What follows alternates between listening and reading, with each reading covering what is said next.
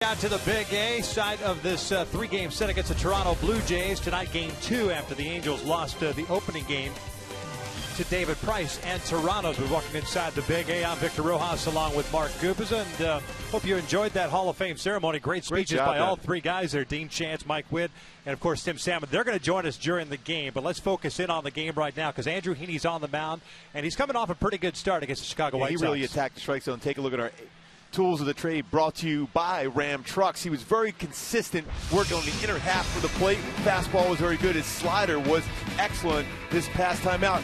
Start before, he was a little loopy with his slider. Wasn't as consistent, but this time against Chicago, he stayed on top of that pitch very well. But he also established the fastball in against some really good fastball hitters, especially on the inner half of the plate. He's going to need to do that certainly today against Toronto because there's power hitters, especially from the right side that they have. Pitch inside with that fastball. Use that changeup away, but that slider down in should be very effective also. And we saw the Blue Jays, as we saw them back in May at the Rogers Center, very aggressive offensively. One of their better players, if not the best player on their team, Josh Donaldson. Mike Trout, we talked about the comparison last night as far as the American League MVP. Well, both are having fantastic seasons. Donaldson with a little bit more opportunities to hit with runners in scoring position, and that's why you see those numbers that he has. You know, he leads the American League in runs scored, RBI, extra base hits. Same thing that Mike Trout did last season when he won the MVP with the runs, RBI, and extra base hits. Both guys extremely special players. This should be a lot of fun to see them compete again tonight. Angels have lost 2 in a row now and going into a game in which they're facing a pretty good starter in Marco Estrada. Andrew Heaney will have his hands full already with the offensive juggernaut that is the Toronto Blue Jays. The Angels come into tonight at the start of the day, 3.5 back in the West, and right behind them, a half game back, the Texas Rangers. Texas playing the Detroit Tigers tonight, and they were winning early. And same thing with Houston. So the bottom line is the Angels just have to play a solid game from the get-go. You can throw up some zeros early on from Andrew Heaney, who's throwing the ball so well. We just mentioned that, but have the offense get it rolling at some point early to let him relax on the mound. Check out manager John Gibbons' lineup for the Blue Jays. Game number 123 for them. They, at the start of the day, a half game back. New York won today in the American League East, but Toronto has that number 1 wild card spot. Troy Tulowitzki leading things off at short. Josh Donaldson at third. Jose Bautista in right. Edwin Encarnacion, the DH. Chris Colabello gets a start over at first base tonight. Diana Navarro behind the plate. He and Estrada have worked well together. Kevin Pillar at center field. Ben Revere had a 3-hit game last night. He's in left. And Cliff Pennington batting 9th, playing second base. And we mentioned Andrew Heaney on the mound, making his 11th start with the Angels, a 5-1 record, a 2.43 ERA. And so important for him to keep that momentum going he had from that last game out. When you take a look at my go-tos for Andrew Heaney to be successful, when he's ahead of the count, so dominant, batting average against him, it is 183, but when he's behind in the count, 268. We saw that last night with these Toronto hitters. You get ahead of the count, they will chase pitches out of the zone. If not, they're going to gear in and look for a fastball. Defensively for the Halos tonight, David Murphy in left field, Mike Trout at center, Cole Calhoun in right, the infield, Caleb Coward, Eric Ibar, Grant Green just called up before the game today. Nick Tropiano option down, Albert Pujols at first, that's from third to first. Carlos Perez back behind the plate. And Grant Green, you mentioned him getting that start at second base, his first start since May 31st, his third start of the season at second base. He had a career high of 35 at that position back in 2013. Heaney's ready to go. Troy Tulowitzki stepping to the plate. That means we're just about ready for first pitch. And first pitch tonight, by the way, being delivered by the UPS store. Great job out there, by the way, Victor, today. Thanks. Appreciate it. Just keep reading.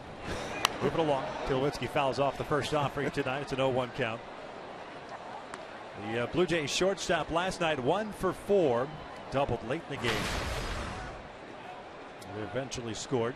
Toronto picking up the victory 9-2. 78 degrees at first pitch. Very little breeze blowing.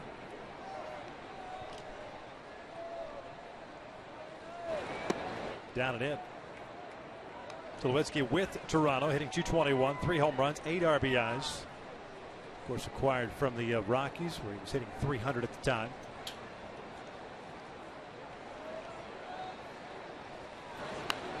This one foul back. And it's 1 ball, 2 strikes. Heaney did have a start against the Rockies in Denver. That was on July the 7th. Gave up 2 runs on 8 hits and 7 in a third. So he faced Tulowitzki. 3 straight no decisions, though. Baltimore and twice against the White Sox.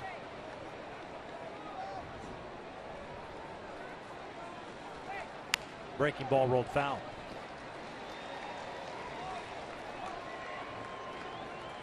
It's still a 1-ball 2-strike count. Mentioned that start against the White Sox, and his last time it was right here. Gave up a run on 5 hits, 6 innings of work through 100 pitches, 4 strikeouts, 1 walk. 3-0 at the Big A this year with a 2.63 ERA for Heaney.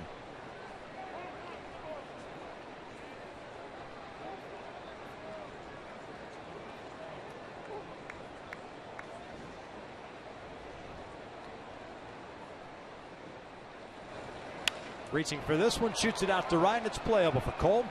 1 down. Real good off-speed pitch. Change up off the plate down.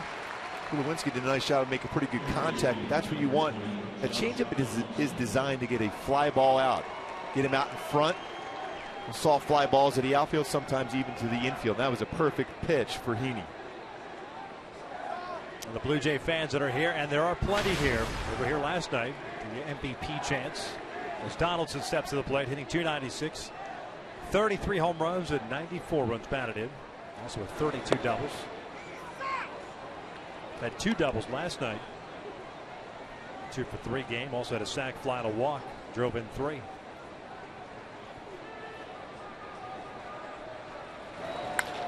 Bouncer down the line. That's a foul ball. Pretty close. 1-1. How about that timing mechanism for his leg kick, too? You see that foot down, and it's a bat head out, just pulls that one just foul past the base. Laz Diaz behind the plate tonight. He'll call the balls and strikes. Chris Guccione over at first base. Corey Blazer at second. Jeff Nelson at third base.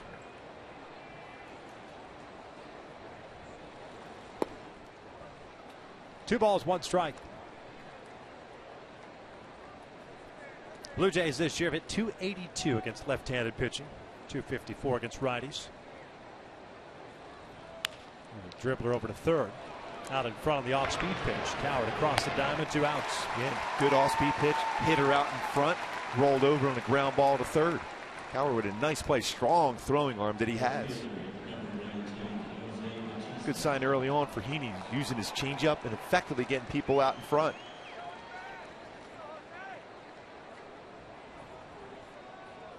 It'll bring up Bautista. Last night, of course, in the first inning, it was a meltdown from a command standpoint for Hector Santiago. Eventually scoring 3 runs in that first inning, but could have been prevented. Could have been just a 1-0 game if Victorino comes up with the ball and left. And who knows how that game would have played out, but he just made a lot of mistakes last night defensively, on the mound. Didn't execute offensively. That's not a good triumvirate right there. No, that's no. a deadly combo. 1-2. Good fastball early on for Heaney. Couple inside that last one before that pitch. Inside corner 91. That one down and away at 92. So glove side and arm side fastball success.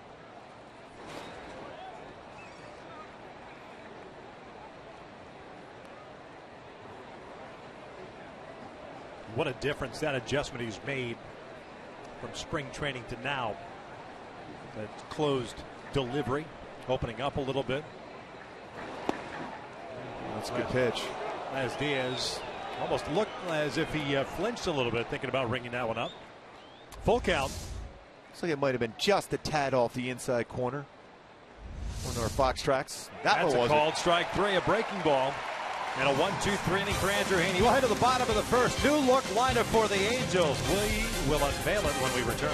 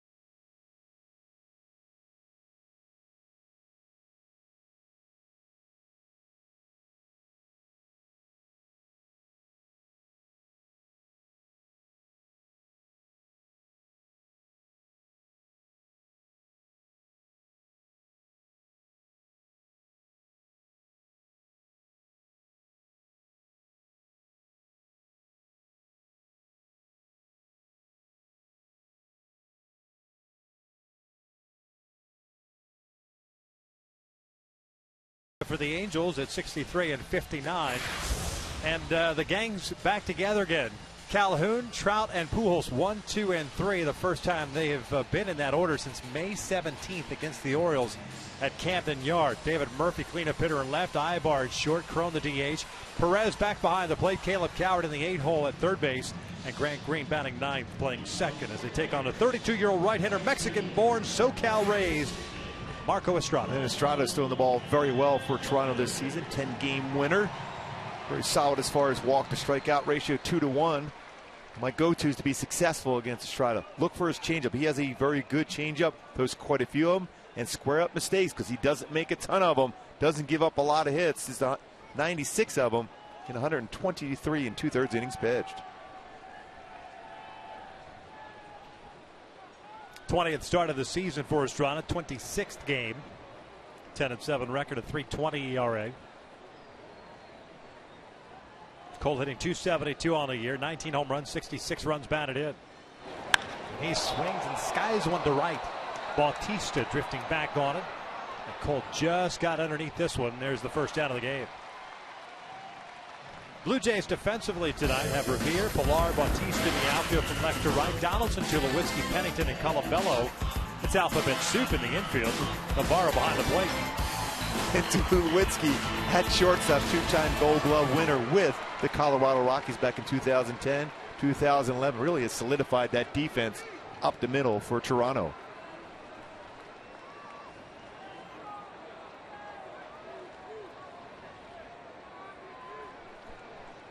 One out for Trout. And he will look at a strike. Like a .295. 33 home runs, 72 runs batted in. 0 for 3 last night. The walk, a couple of strikeouts.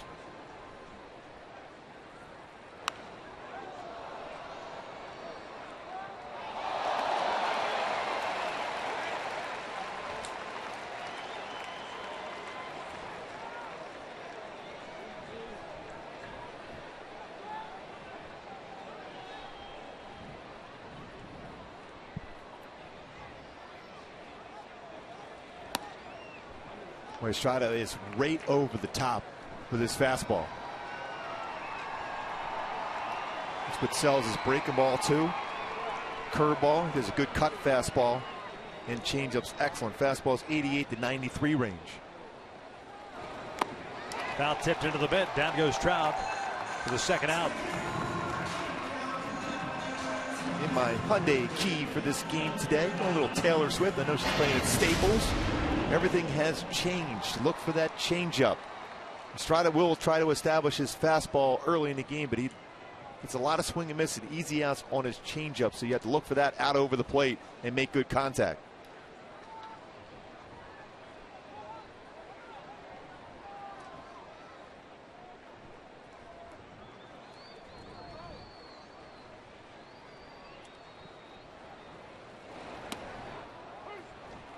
No balls and strike on Albert. Back at first base after DHing third time on this homestand last night. Went 0 for 4. 3 fly ball outs and a ground ball to third. .252 average, 33 home runs, 70 runs batted in. No balls, 2 strikes.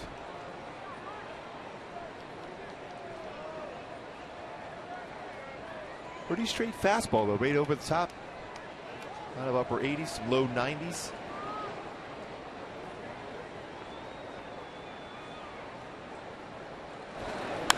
Albert reaching for this one and hits it out to right. Halos go down quietly here in the first. We'll head to the second. We anticipate Dean Chance joining us. We're scoreless.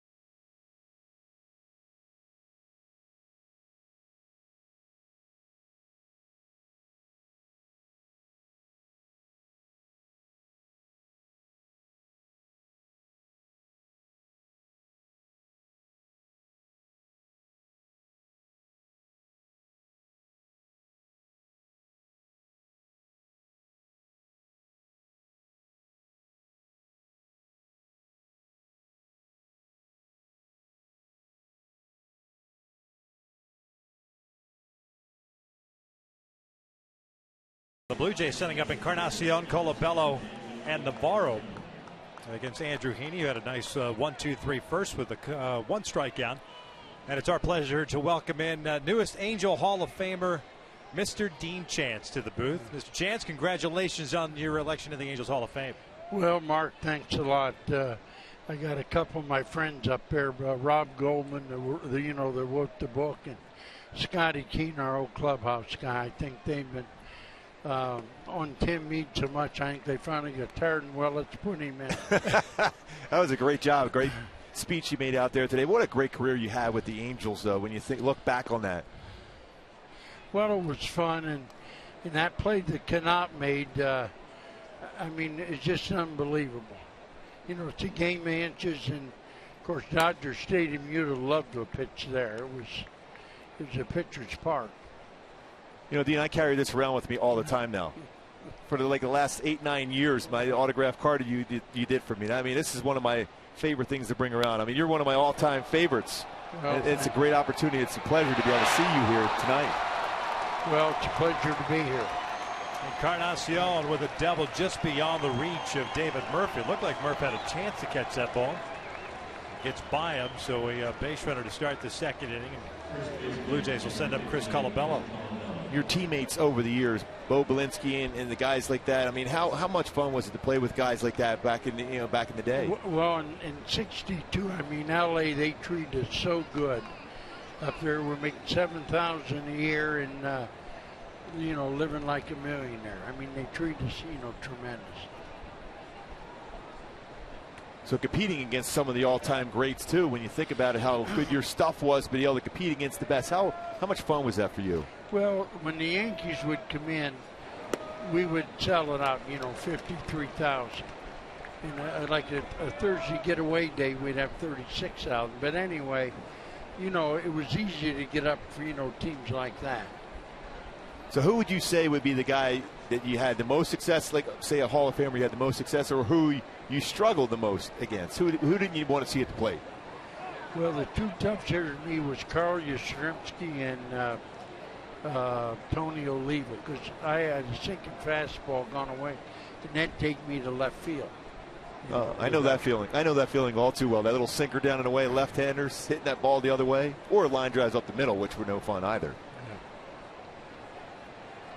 0-1 count on Colabello, and that one misses in. 1 ball, 1 strike. Dean, I want to ask you, going back to right as you signed originally, you signed with the Baltimore Orioles, and then quickly you were part of the expansion draft to the Senators. Then the Senators flipped you, might have even been the same day, to the Angels. That must have been a whirlwind for you. I never knew until I got out of baseball about the Senator deal.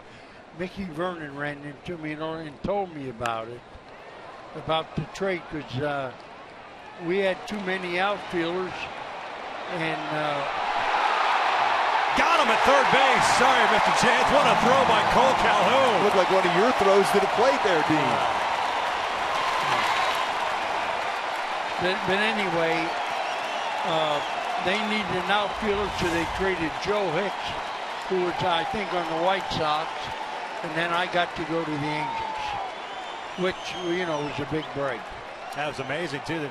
I think you signed in 59, 60s when all this all happened. So obviously before the draft, and today it seems like everyone knows what round they're going in, who's signing who, when they're being drafted and getting traded. Back then, I'm sure it was just one of those things that caught you by surprise. It was all different them days. And you guys all started out well too. With the Angels, the way it started. Considering expansion clubs, how well you guys performed right away. Well, at the All-Star break, we were in first place, believe it or not. Against the Yankees, the Orioles, the Twins. At the All-Star break, we were in first place. That's pretty amazing for an expansion club. Well, everyone expects you to probably lose 100-plus games, especially when you have so many different players and new players in a new organization.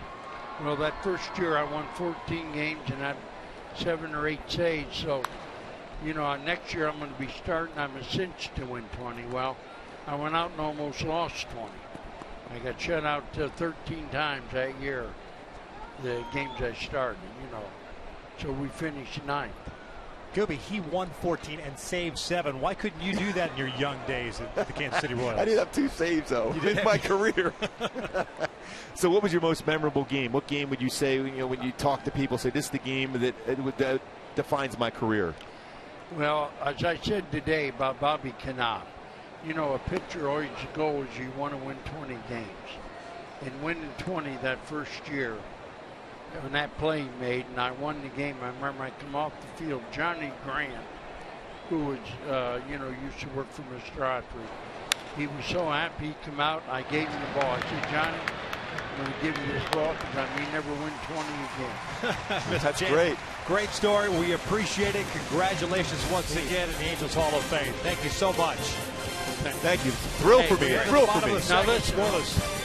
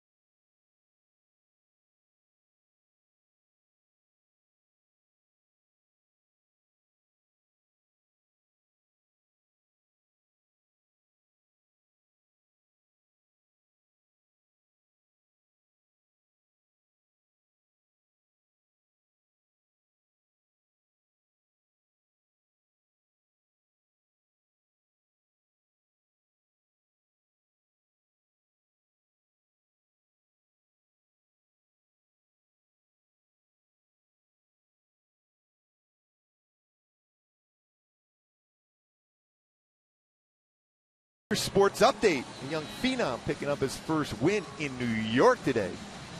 And some young players for the Cubs coming through once again. Andrew Heaney helped out by a terrific throw from Cole Calhoun. Getting a double play out of it. Halos here in the bottom of the second have Murphy, Ibar, and Crone.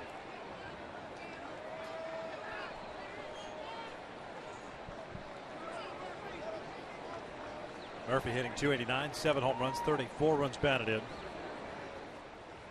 Been a couple of days since he last played, Wednesday to be exact. Went for 4 game in that one. What a throw by Cole Calhoun that last inning. This is his 8th outfield assist this year.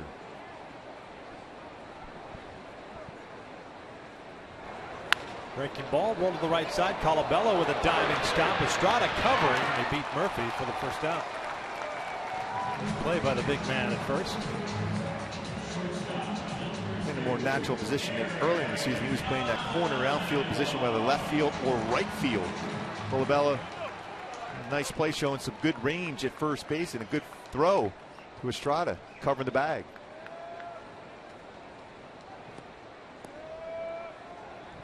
They've had the wind knocked out of him here. He had to slow walk to the mound with Estrada.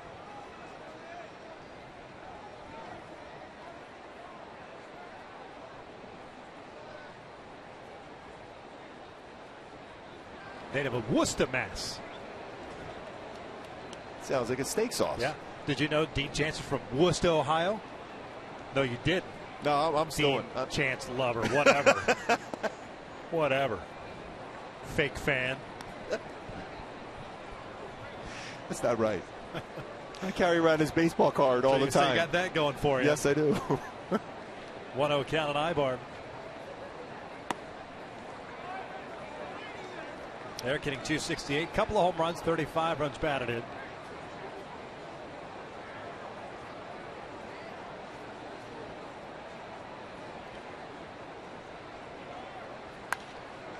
This guy's at foul.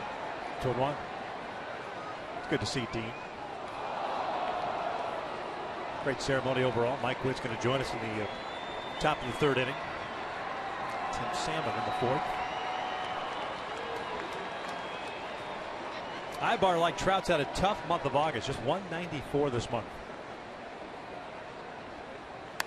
2 for 4 in his career versus Estrada. Just a couple of games due to that sore back on the play in Chicago. The Angels have faced Estrada once before. That was a couple of years ago. The Angels went to Milwaukee in interleague play. They ended up getting a no decision with 4 runs on 9 hits and 7 innings of work. Pretty good trade for Toronto too in the offseason, picking him up. This one lined to left, a base hit. So a 1-out single puts a man on. Toronto only had to send Adam Lynn to the Brewers to get Estrada. Let's take a look at the Honda upcoming schedule for the Angels. One more here at home. It's a 12:35 start tomorrow. Then a grueling road trip: Detroit, Cleveland, and Oakland. Off day Monday in Michigan. Then come home to take on the Rangers, the Dodgers, and the Astros. So there's no letdown whatsoever going into September. Some pretty good offenses, and then of course you got to deal with that pitching staff with Cleveland and Oakland.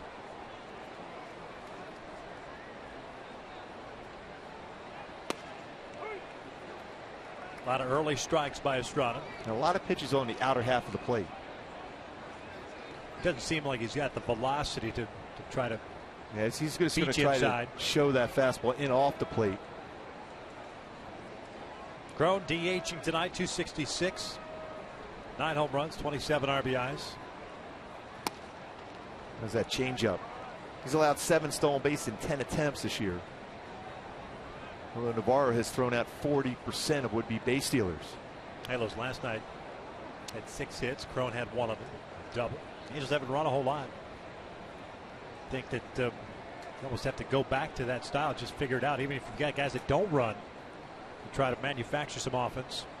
There's a change of back-to-back changeups. 1 and 2.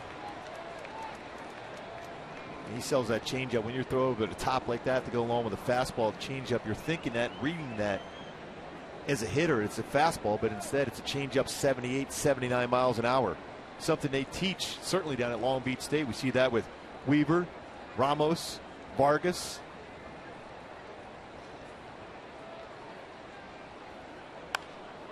Goes upstairs with the fastball. I'm talking with Buck Martinez, who's does the Blue Jays telecast, specifically talking about Estrada matched up with Diana Navarro. He's worked better with Navarro behind the plate. Navarro getting him to throw more high fastballs when he's ahead of the count, cutters. Because that means everything's pretty much away to that barrel of the bat if you can stay back on him, though. This one's out towards center field. Pilar's there. Ibar stays at first. 2 down. Fans, join us for German Heritage Night, September 4th, when the Halos take on the Rangers at 7:05. Purchase your German package online to receive a German Angels hat and enjoy pregame entertainment in the Game 1 Music Garden. To purchase your package and for more info, go to angels.com/German. Lederhosens. That's what we're doing the Open. Perfect. Yeah. Can you yodel? We'll give it a shot for the opening.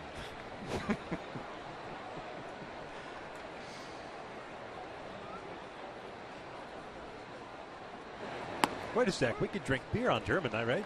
It's like Oktoberfest. It's like Oktoberfest in September. Yes. It's like 1 month to Oktoberfest. Getting an early start on it. I say we bring a couple of steins. We had Moscow Mules the other day. Yes, down there at the Diamond Club. Great cups, by the way. Yeah. Yes, they are. Perez takes outside. 1 ball, 1 strike. Carlos getting the start behind the plate again. As caught quite a bit over the last week. 238 average, 3 home runs, 15 runs batted in. And then I got back-to-back starts. Cardinals had a 2-for-3 game Wednesday against Chicago, including a home run. That was the 1-0 win for the Angels. He's trying to take a long time in between pitches. Went to Silmar High School in the Valley, Glendale Community College before going over to Long Beach State.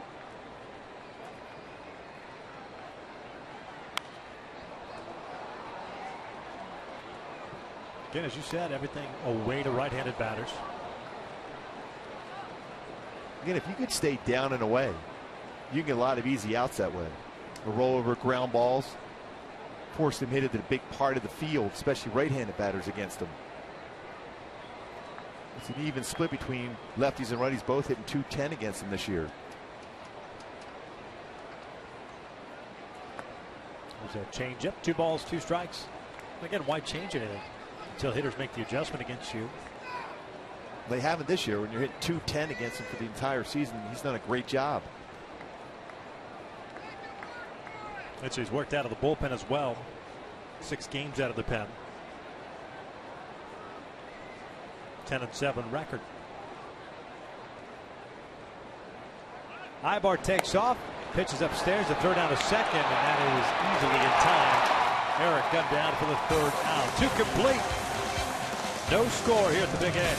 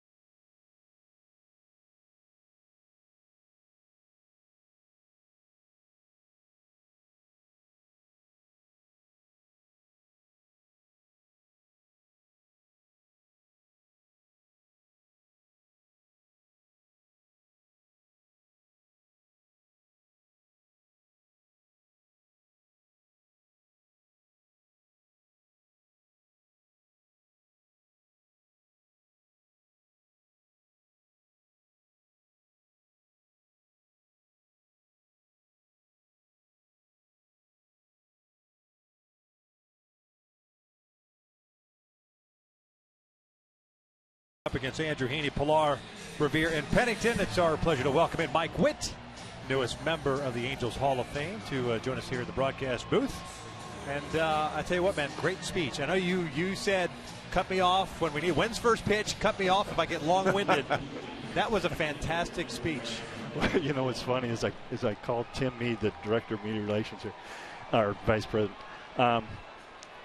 And I asked him, what is my cutoff time as far as maximum speech? And he goes, we're looking at about 3 or 4 minutes. And this was after I had timed 5 speeches in a row at 15 to 20 minutes.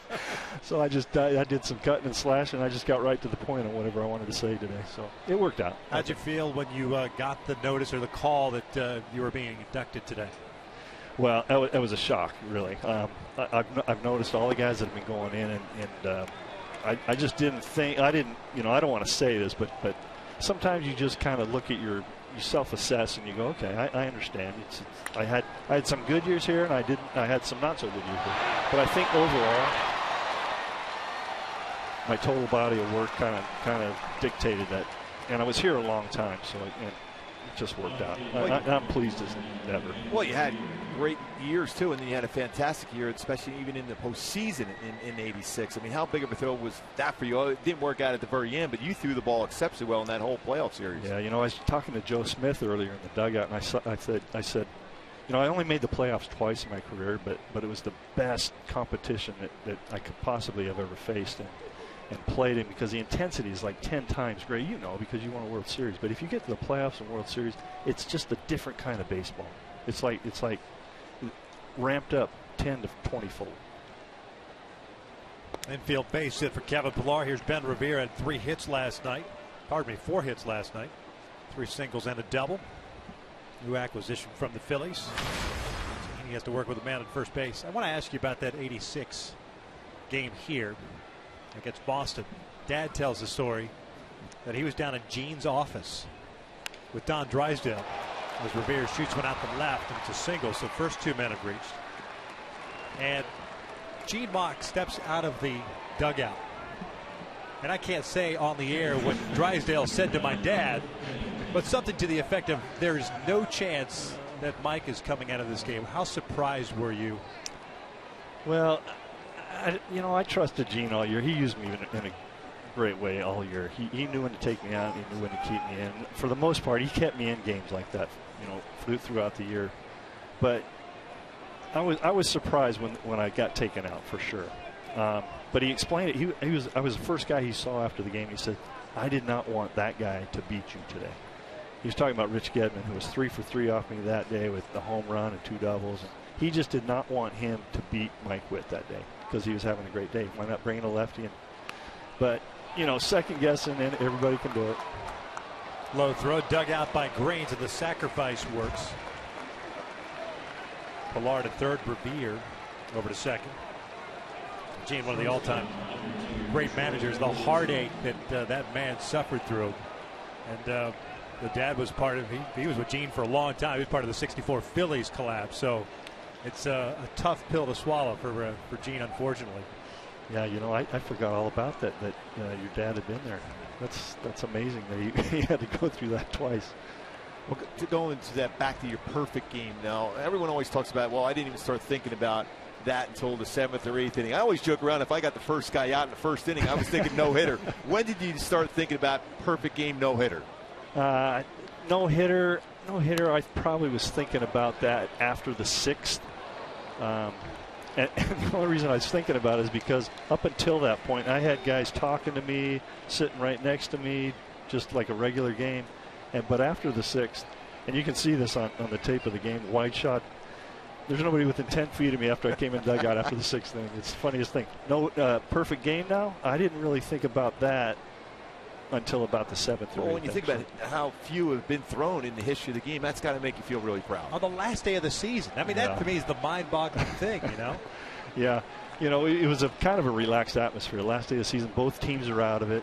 We want to get on the plane and get out of town, and they probably want to do the same thing. But, in about the 5th inning, both sides knew it was on the line, I think, and it was not a spring training atmosphere anymore. I could tell that they were adjusting their approaches to me that day, and I kind of had to make some adjustments, and Bob Boone did too. But yeah, it was a kind of a weird thing to be on the last day of the season because there was 6 months off before the next game the next year. You can't beat that, can you? I had a big break. I was ready to go by spring training. But it got lost in the shuffle because it was last day. Football season had already started. It was kind of a done deal. Yeah, I talked to Bob Boone about your performance that game, that perfect game, and that was one of his thrills of his career. And he caught a lot of games in his career. I remember the fist pump he had and how excited he was to come out to you after what you did in that game. Yeah, well, think about where Bob Boone came from. He came from Philadelphia, where he was catching Steve Carlton all those games. I mean, one of the greatest pitchers ever.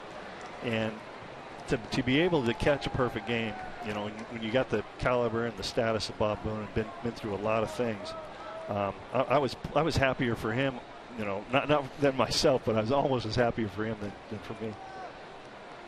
Tulowitzki with a 1-2 count. He had a fly ball to right in the first inning.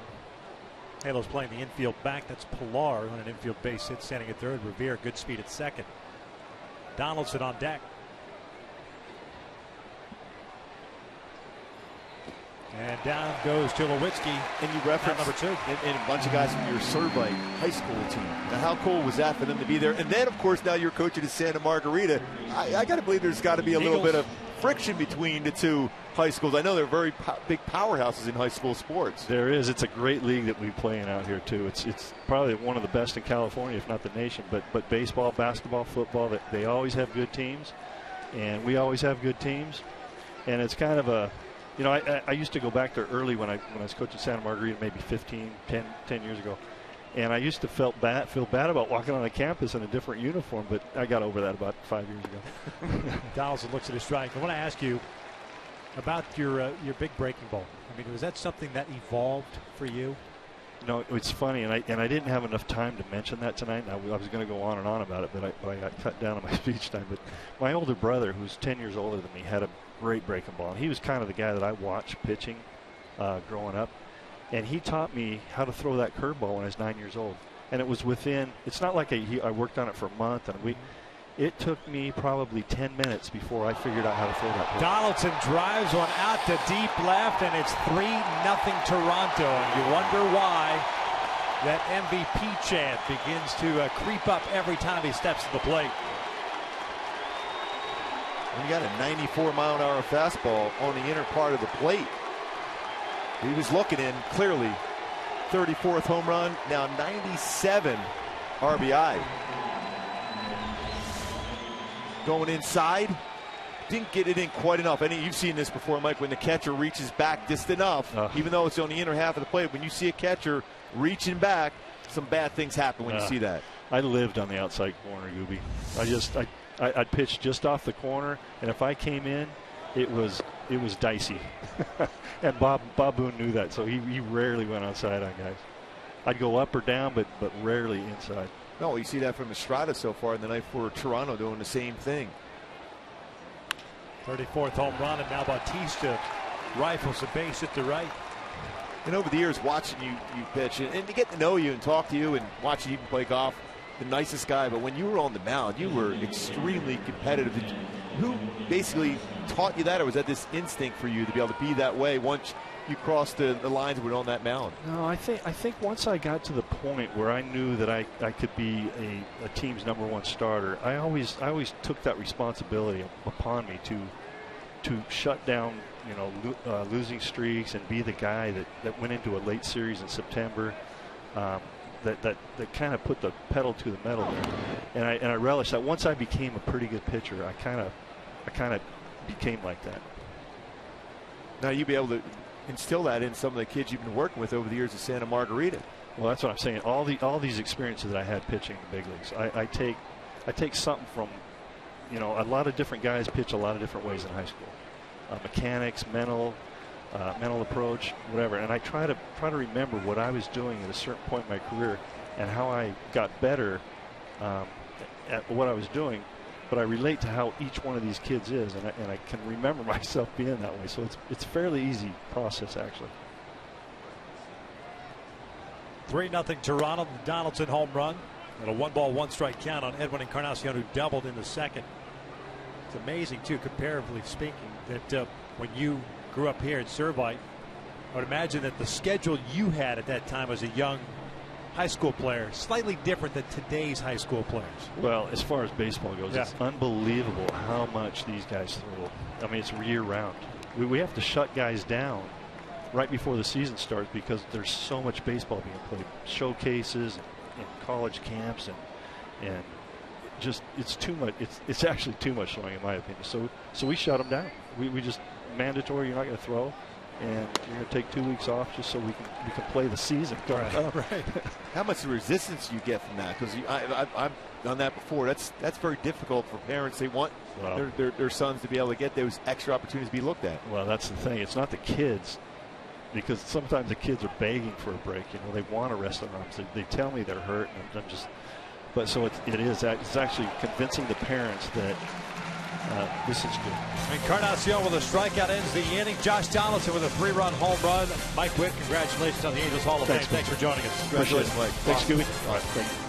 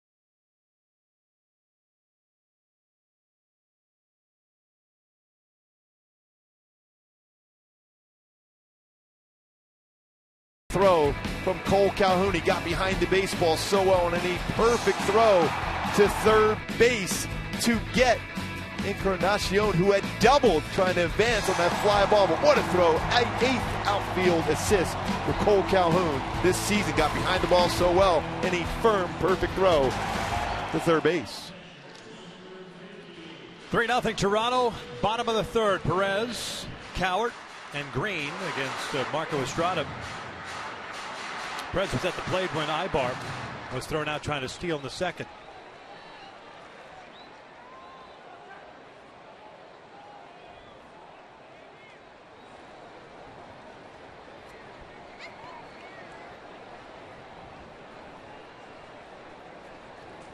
Home run for Donaldson, his 34th of the year. Now with 97 runs batted in.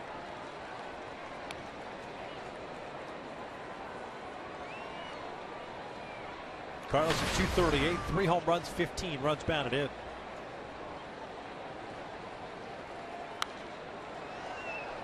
No balls, 2 strikes. The thing I remember most about Mike Witt growing up and watching those games, at the time I was still living in the Midwest. Whenever we got those games, that big curveball was just ridiculous. Yeah, an unbelievable curveball. And I love what he said about pitching away.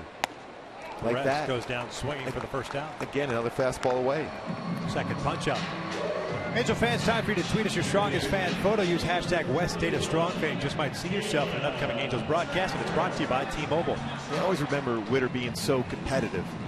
And I love what he said about that, too. He took upon himself that responsibility to stop a losing streak, put a 0 up after his offense scores him some runs. That was really great to hear, especially when you can instill that in high school kids when you teach them that.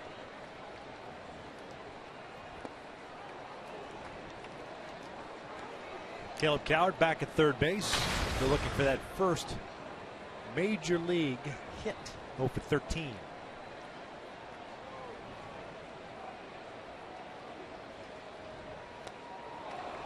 It's that great changeup. Yeah. Mentioned that early in the game. That first inning threw a lot more fastballs.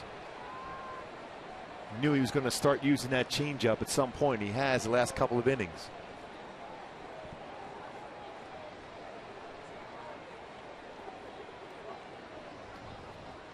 He gets another one. He pops this one up. So he went from a couple of guys that threw him nothing but mid-90s fastballs to Marco Estrada throws 3 straight changeups. 2 outs. And each one located perfectly. Took a little bit more off it. So 2 outs, base is clear, and here's Grant Green back in the big leagues. Called up today. Nick Tropiano optioned down. Johnny Giavatello is still sick. Don't know when he will get to be 100% back in the lineup. And another fastball away. He's faced 9 batters so far. 8 first pitch strikes.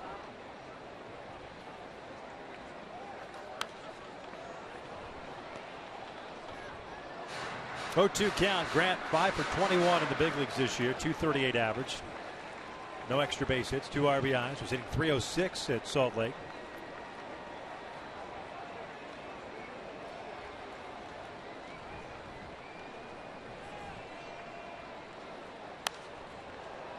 Fouls off that high fastball. I think that after that you'll get a changeup. Grant Green fan in the outfield. You would think something's going to be away, though, whether it's a changeup or fastball.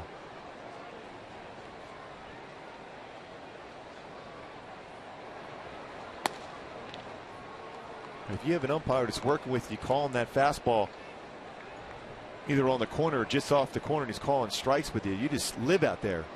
Like Witt said, that's what he did, and he had a great career himself, is pitching away, showing enough in just to keep you honest. Breaking ball, a little dribbler toward third. Donaldson comes in. Off balance throw, dug out by Colabello. And a 1-2-3 inning. What a play by the Blue Jays first baseman. A shutdown inning for Estrada. We head to the 4th with Toronto on top.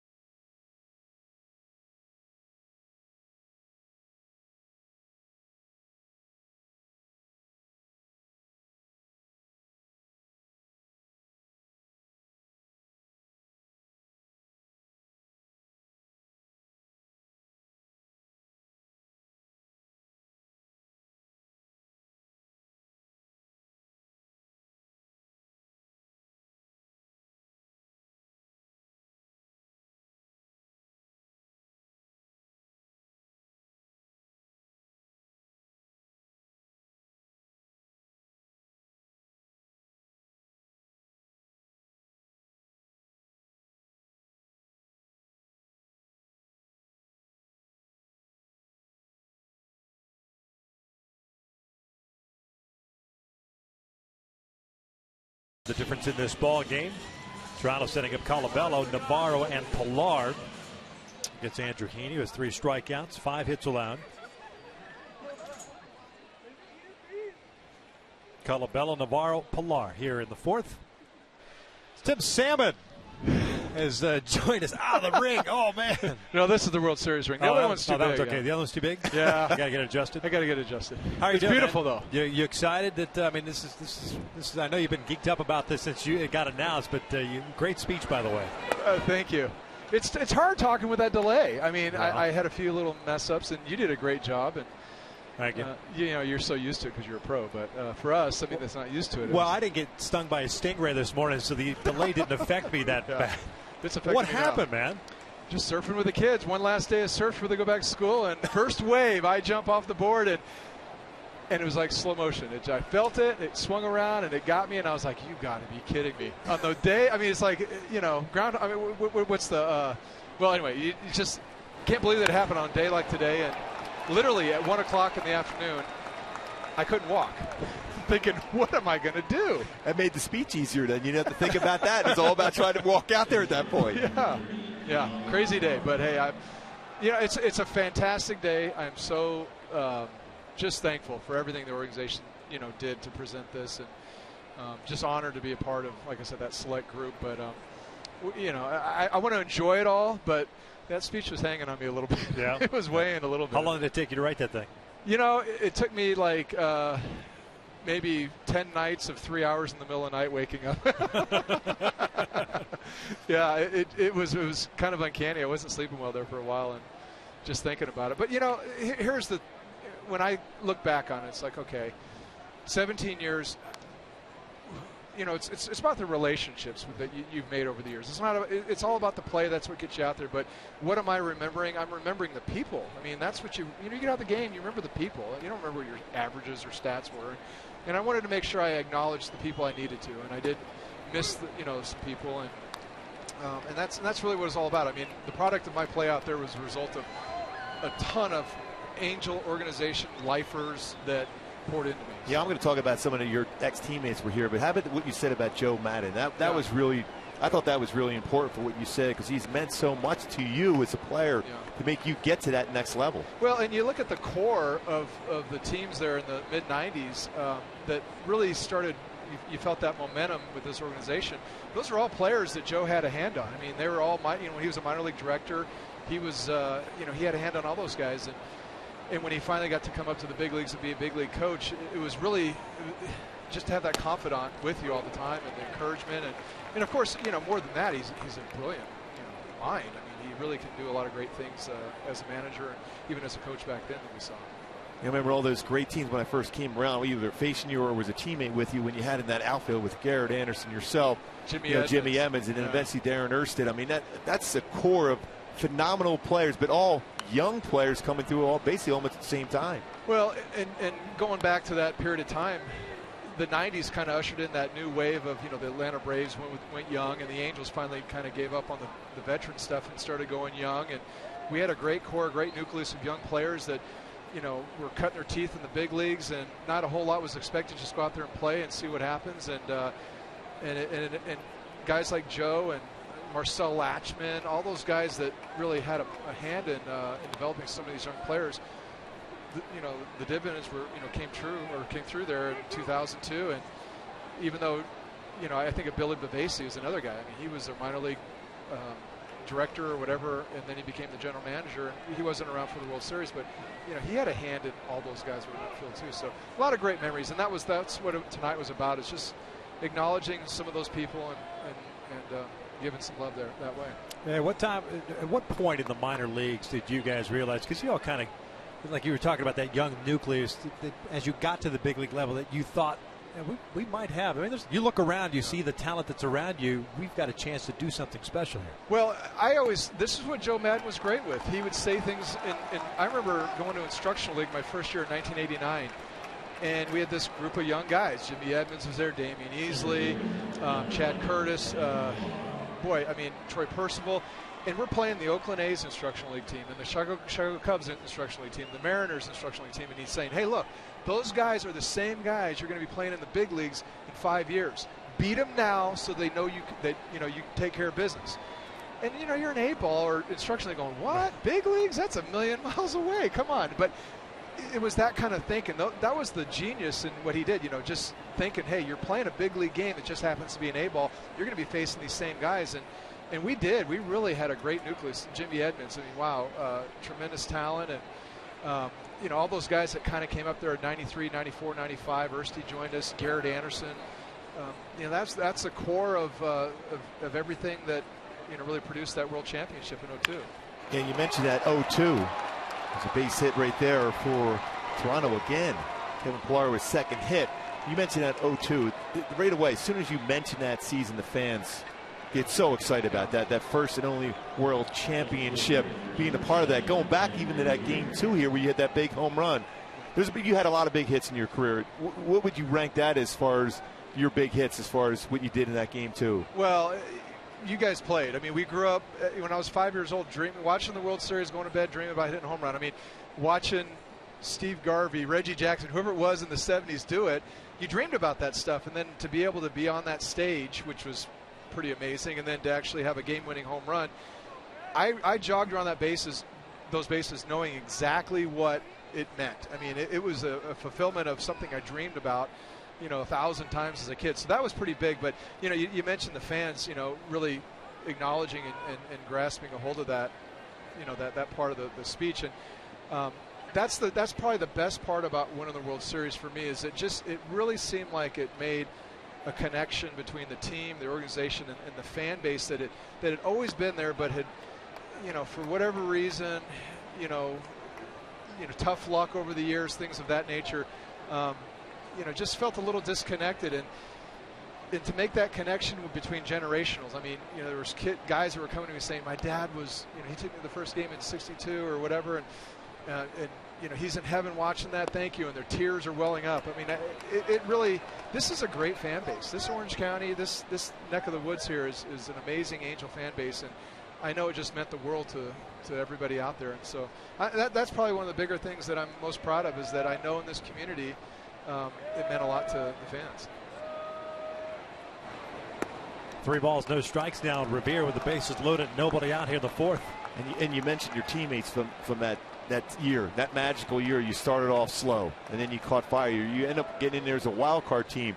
At any point, we've even talked a little bit about, at any point did you ever doubt yourself as a team, even when you were behind in that World Series to the Giants, that you weren't going to win the World Series? Well, you play this game, there's always a level of fear and doubt in everything you do. It's really tough to be successful at the major league level. So I can't say that it was something that you're completely convinced of what you're going to do, but you're completely convinced of the effort you're going to get night in and night out, and the guys around you, what they're going to do too. So, but that season, I mentioned we started off slow. I can remember that we had the meeting in Seattle after, I can't remember the start we had there in April. We were pathetic, and Soch came down, and it wasn't a typical meeting. It was almost a meeting of, hey, guess what, guys? We're going home in a couple days, and look around. It's going to look a lot different unless something turns around. And that was a sobering moment, because I'm looking around at all these guys I just got to talking about that I grew up with, going, wow, could they really blow this thing up? Is it really that bad? And it was. And fortunately for us, we got on track. And Soch and we went into spring training that year saying, look, we got to play the A's. That's the team to beat with their pitching. We're not going to score 4 or 5 runs off them. We got to figure out how to win the games scoring 2 runs. And we got to find he was like, hey, we're going to pitch and keep them in check. We got to find a way to score 2 runs off these guys. So it means we're going to have to play small ball. We're going to have to do the little things. You're going to have to be aggressive, work the counts, things of that nature to get on base. And that was a perfect group of guys. You talk about David Eckstein, setting the tone, man. He saw 6, 7, 8 pitches every at bat, and then Ersty comes along and he'll take 5, 6, 7 pitches. These were guys that are not just taking to take, but as part of their game. But they understood. Let's start wearing these guys down. And it's one thing to preach it, but you got to have the right guys that can execute it. And we had some great talent, and then of course, and then behind me, Garrett's a free swinger. Yes. The pitcher's throwing 25 pitches, and there Garrett gets up there and swings the first pitch, and but he was able. That was his style too. So, but it was a great group of guys, and we grinded it out all the way to the end. And that last run during September, the way we won those games down the stretch was, I mean, it was almost kind of like you're in a vacuum. You weren't really aware of what was going on outside the stadium, because every night it was just, you know, a group of guys all collectively just bearing down and, you know, not really getting too far ahead in your thoughts and playing every out, playing every pitch to the end. And, you know, I give Soch that credit. And it's funny, you know, as a coach, we hear that. I mean, I heard that so much, and I hear myself preaching it to my kids now, so I know it made a big mark on me. Andrew Heaney in a little trouble here. Walked in a run. Revere picking up his 3rd RBI. Cam Bedrosian getting ready in the bullpen, and a 2-ball, 2-strike count on Pennington. Tulowitzki on deck. This one down the left field line. Long run for Murphy, and he'll get there. He'll make the catch. Tagging and scoring is Navarro, and it's 5-0 Toronto.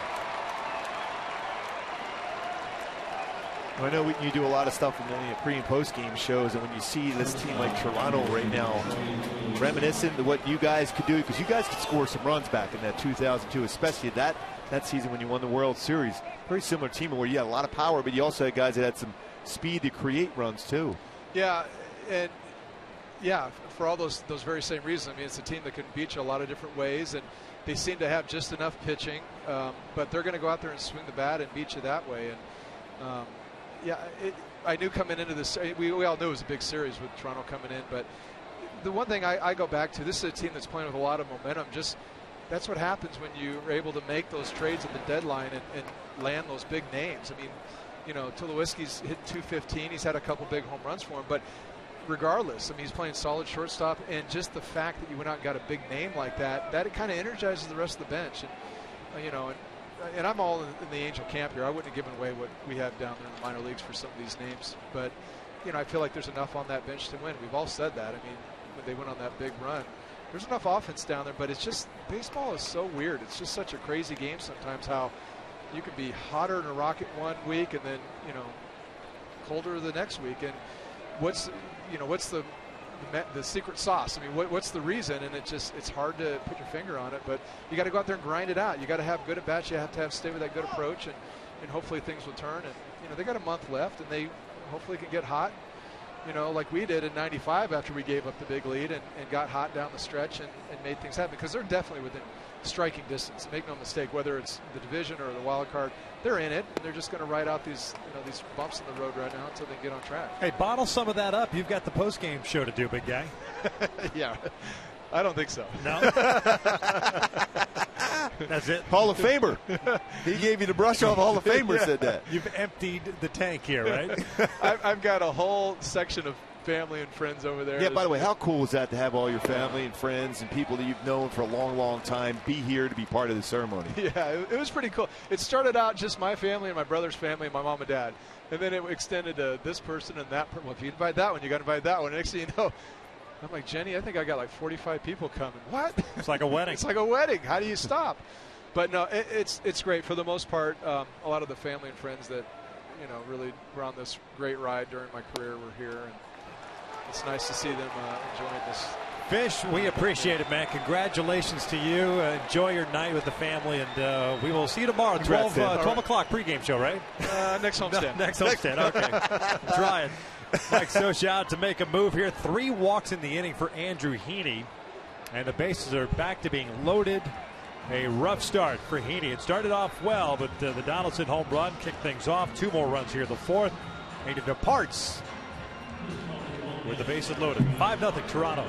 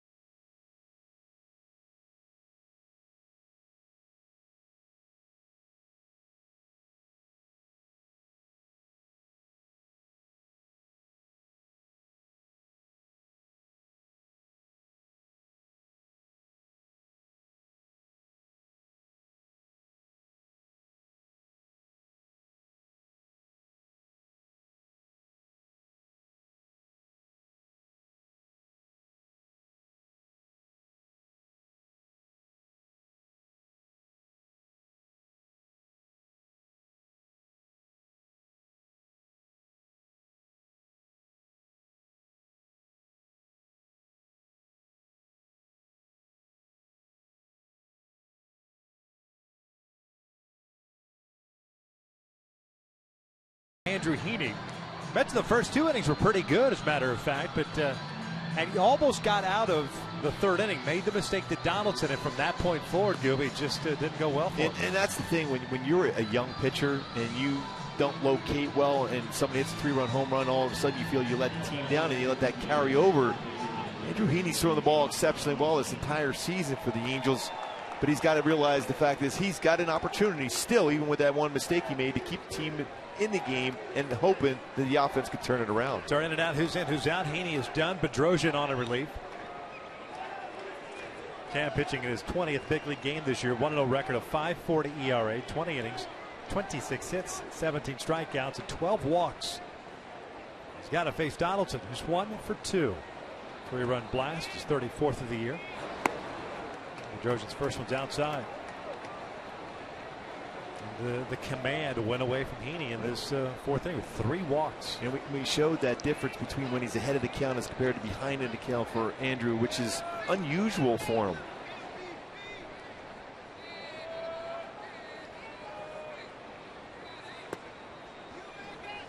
Bedrosian comes in and falls behind promptly at 2 balls, no strikes. Pilar the base runner at 3rd, Revere at 2nd, and Tulowitzki at 1st.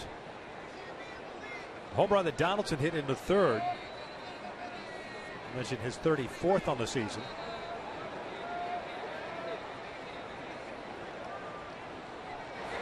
Take a big rip at that one, fouls it back. Well, Donaldson is having a fantastic season. Yeah. He's had a lot of guys on base throughout this entire year, and he hasn't missed when he's had that opportunity. He now has, of the 34 home runs, 22 of them have either tied or given the Blue Jays the lead.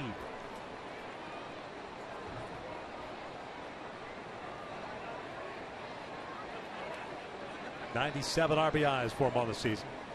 He fouls this one back just above us.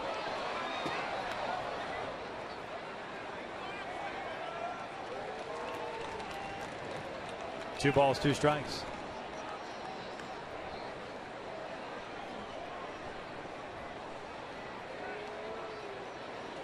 One out. That was the sac fly by Pennington.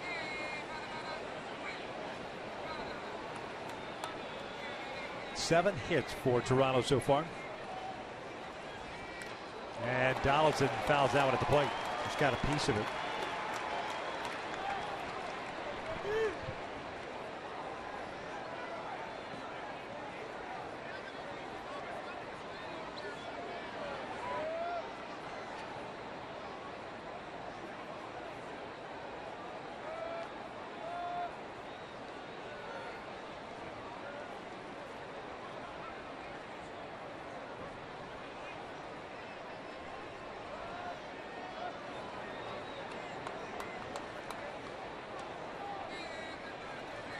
Two pulled foul.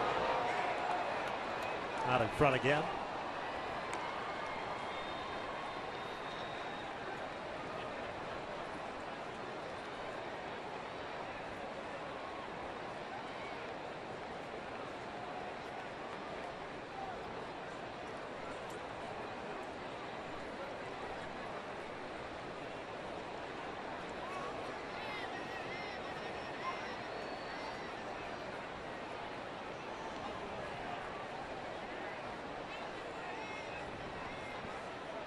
Another 2-2.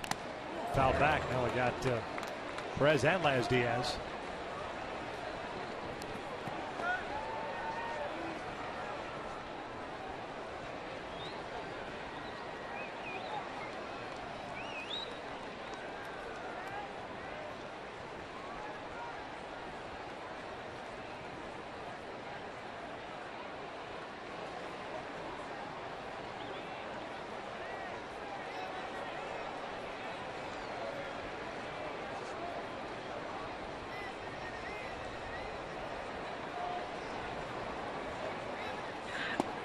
Off the plate and a full count.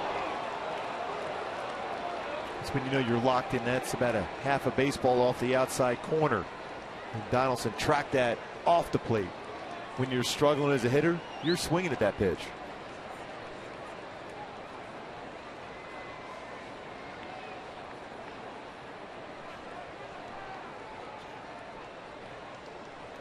No place to put him, and Bautista on deck.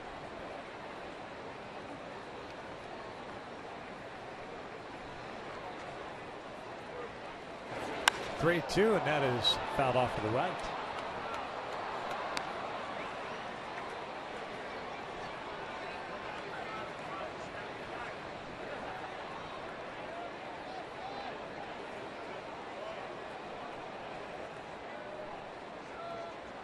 This inning started with Colabello shooting a base hit to right field off Heaney. Navarro walked, Pilar with a single. Revere with a bases loaded walk, the sac fly, and then a walk to Tulowitzki. And that was the last batter that Heaney faced. 3 1/3 tonight for Andrew.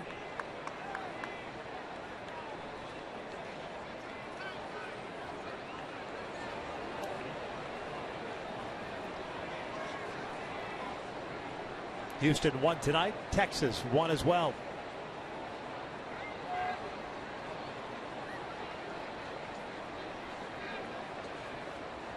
Payoff again.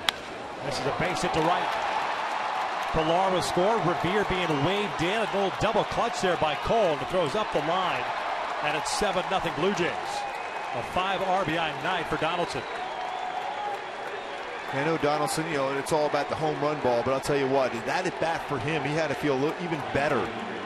Worked a long at bat, quite a few pitches, and then goes the other way and hits that ball that hard to right center field through the infield. That's an excellent at bat for Donaldson. A couple more RBIs now, giving him 99 on the season.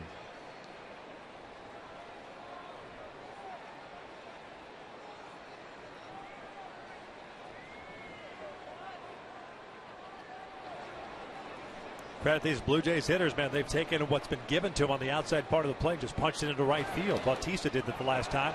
Wild pitch down to Tulowitzki to third and Donaldson to second.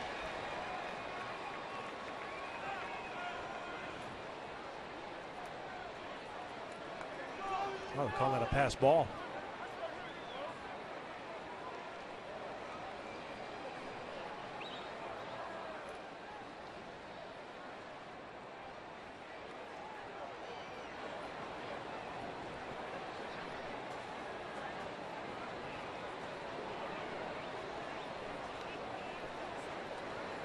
Infield in.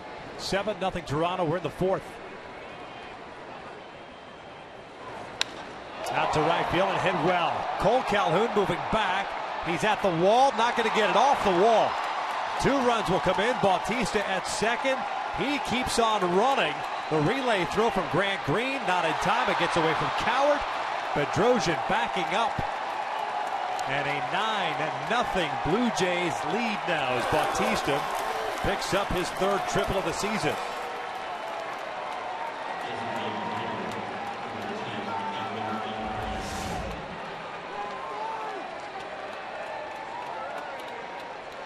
When that ball had some good carry and a good swing from Bautista. Calhoun trying to jump as high as he can, backed up well by Trout.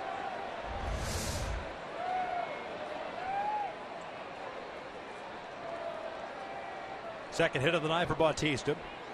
And now with 84 runs batted in. Encarnacion takes inside.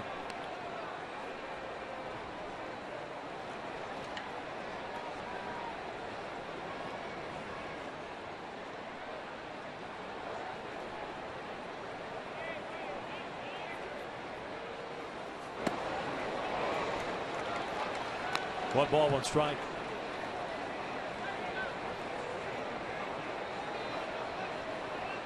Toronto 22-9 since the All-Star break.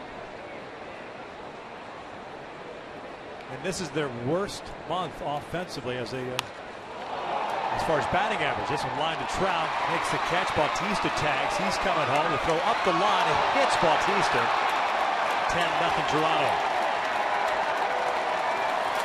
Encarnacion, 68th RBI.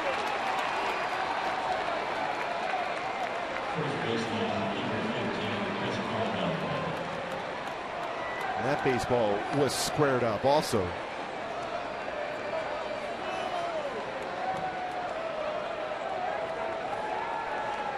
Blue Jays have batted around here in the fourth. 2 outs. Colabello at the plate. He singled to start off this long inning.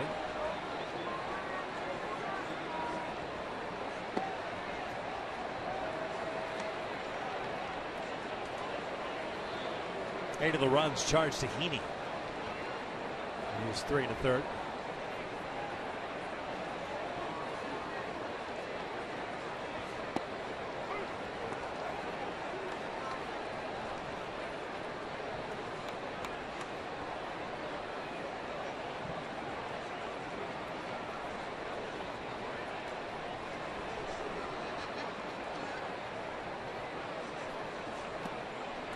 Two balls and a strike. Certainly not what the Angels needed tonight, especially after the poor performance last night in the opening game of the series.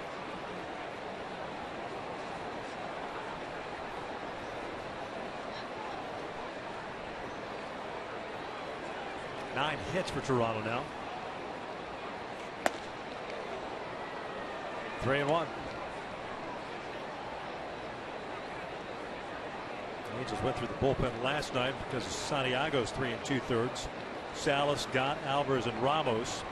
A lot of innings the night before also. Yeah. Ramos and Alvarez surely unavailable. They pitched back-to-back nights.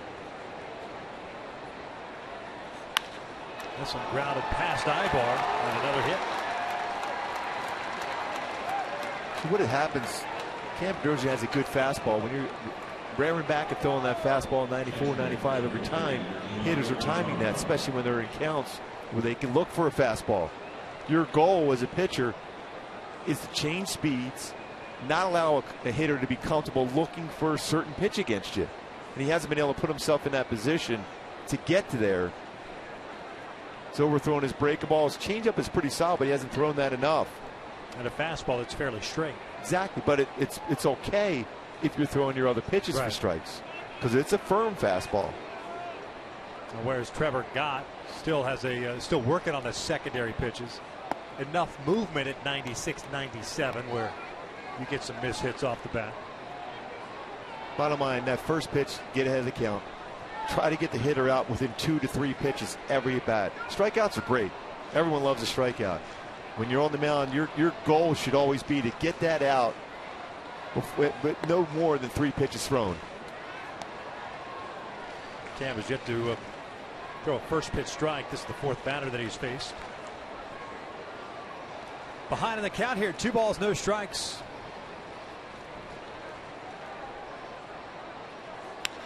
Navarro flips one out the left.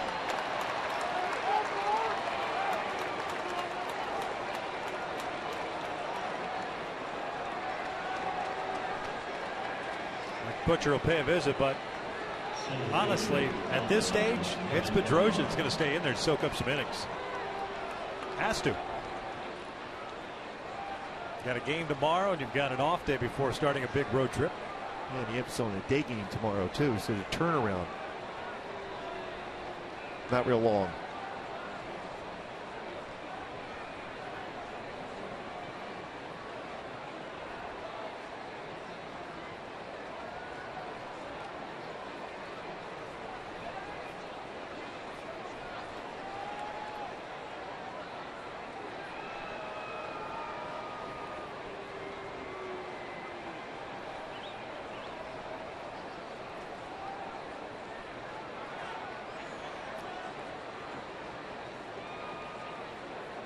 Pilar 2 for 2. Couple of singles, 2 runs scored.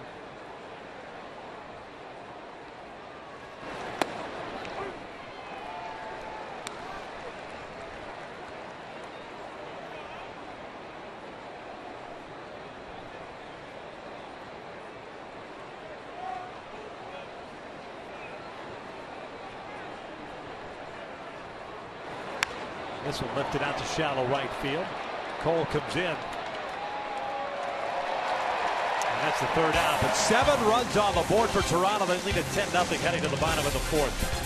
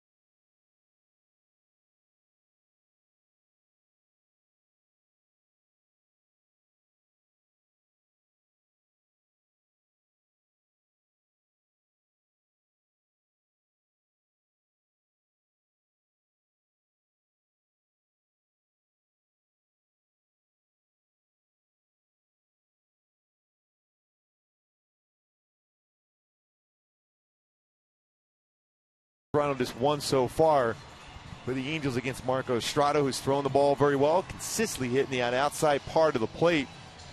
Changeup gotten a lot better too as the game has progressed. You got to use that middle part of the field. With Cole Calhoun coming up, who had a very good swing lead off the game. That first pitch fastball almost hit it out, but all the way to the wall, and Bautista ran it down. Hey, Fox Sports West and the Angels are proud to host Cal State Fullerton Titans baseball team at tonight's game, along with Big West Coach of the Year, Rick Vanderhook, and his staff. Titans made their 17th College World Series appearance this season and won their 17th Big West Conference title. 2015 Titans had 6 players selected in the MLB draft, as well as 3 All-Americans, and they capped off the season by representing the U.S. at the World University Games in Korea. Congratulations on a fantastic season, and we hope you enjoy. Well, we hopefully enjoy the rest of this game. It's 10-0 Toronto. I've had 4 world championships, national championships for Cal State Fullerton. Outstanding. 79, 84, 95, and 2004.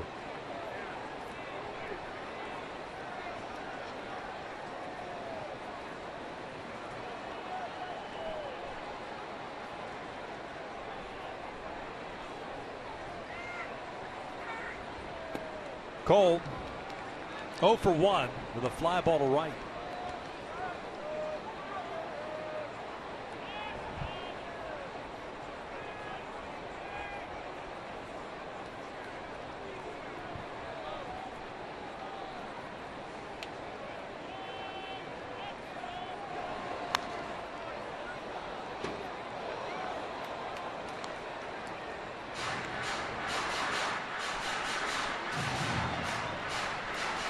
Estrada has faced the minimum 9, courtesy of a caught stealing in the second inning. It's Calhoun, Trout, and Pujols here in the third. Pardon me, the fourth.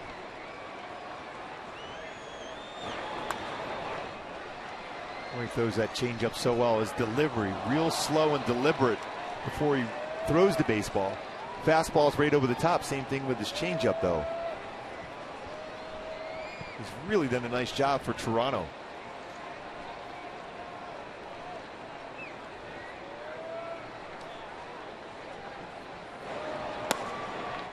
That high fastball evens the count at 2-2.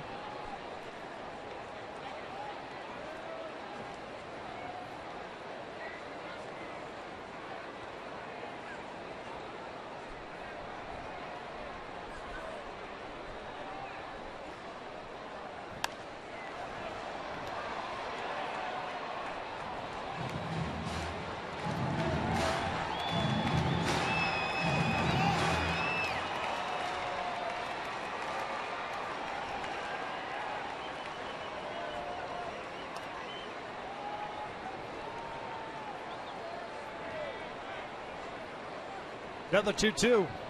Changeup just missed in off the plate.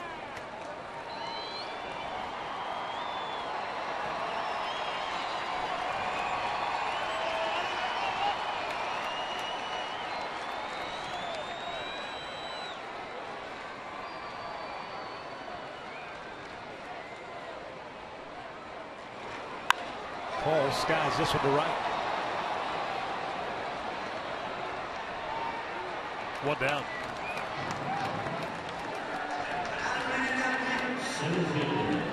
My Hyundai key for this game for the Angels to be successful. Everything has changed. That changeup has been excellent for Estrada.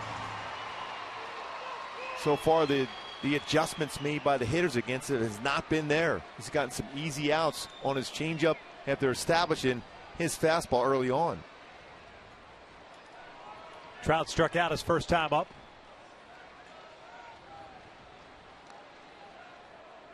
A 183 batting average for Trout in the month of August.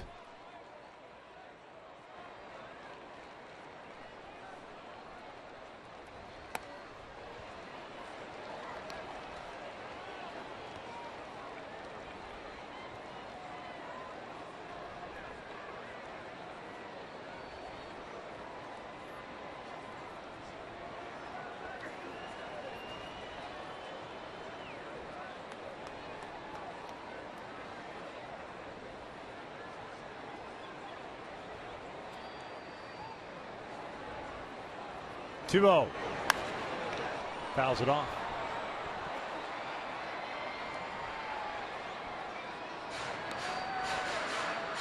You'd have to go back to 2011 when Mike first got first taste of big league life to get a month in which he hit under 200. July of that year, that was just 14 games, hit 163. In September, at 18 games, hit 182. That's how good of a run he's been on it. Tough of a slump this has been. 2 balls, 2 strikes. And that's a pitch where when Trouty's going well, he's crushing that ball. It's an 88-mile-an-hour fastball right down the heart of the plate. He's pulled off enough. Usually he'll hit that ball to dead center field with carry. You see that out of the ballpark. But such a talented player, you know he's going to get rolling real soon again. Changeup cued foul. Nice catch in the first row there.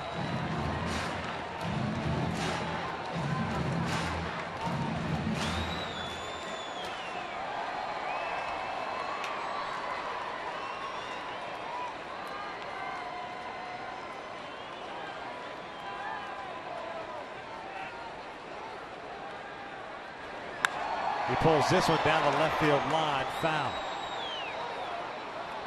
There's that changeup again.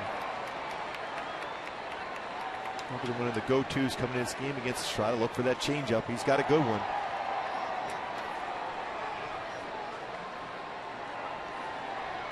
You have to go the other way on the changeup when it's away like that if you're a right-handed batter, though. If it drifts on the inner half, then you can turn on it.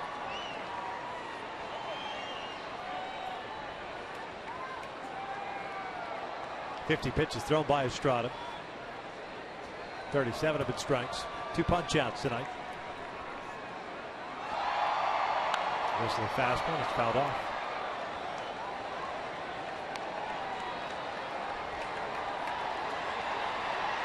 It's not easy to do, to foul that 90-mile-an-hour fastball out there. Change up at 78, the exact same plane.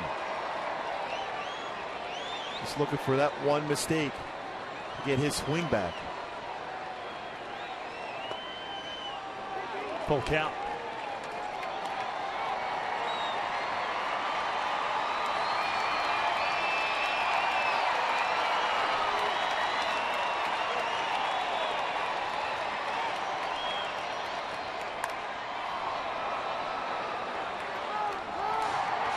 I see the frustration after that swing there. Like you said, getting pitches to hit and drive. It's a product of someone who's just not seeing the ball quite as well as we're accustomed to seeing from Mike Trout. And he struck him out with a changeup. 2 down. Brings up Albert.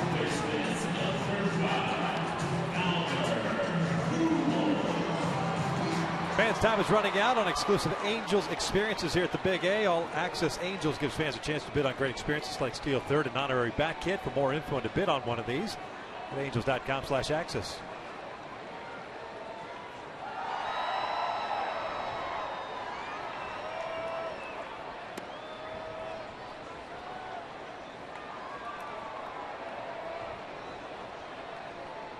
Albert, a fly ball to right in the first inning.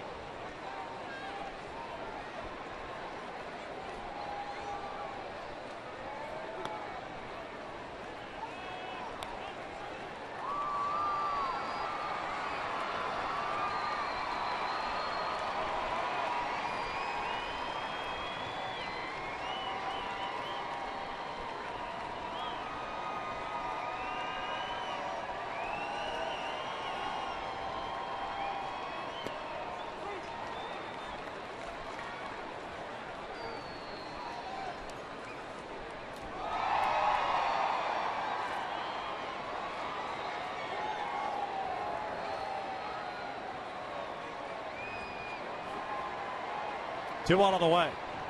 Albert pulls one to third. Donaldson can't come up with it. Sneaks out of the glove. Second hit of the night for the Angels. Bring up David Murphy. Just the 98 hit allowed this season for Estrada. A little over 127 innings pitched. Just got underneath the glove of Donaldson.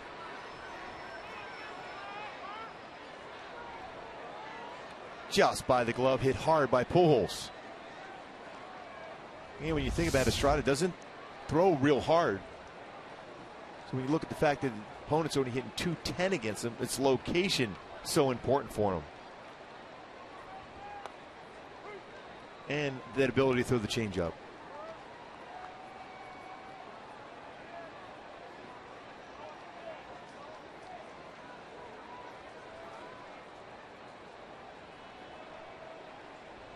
Oh, 1. Another changeup.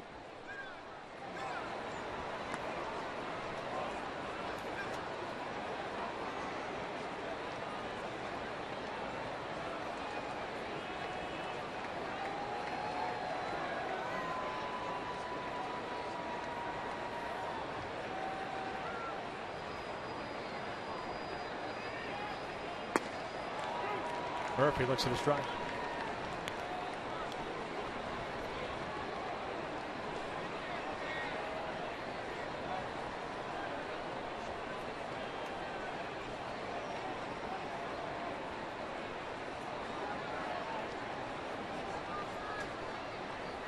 One, two. Murphy skies on the third base side, headed to the seats. David grounded out to Colabello in the second. He's 0 for 1.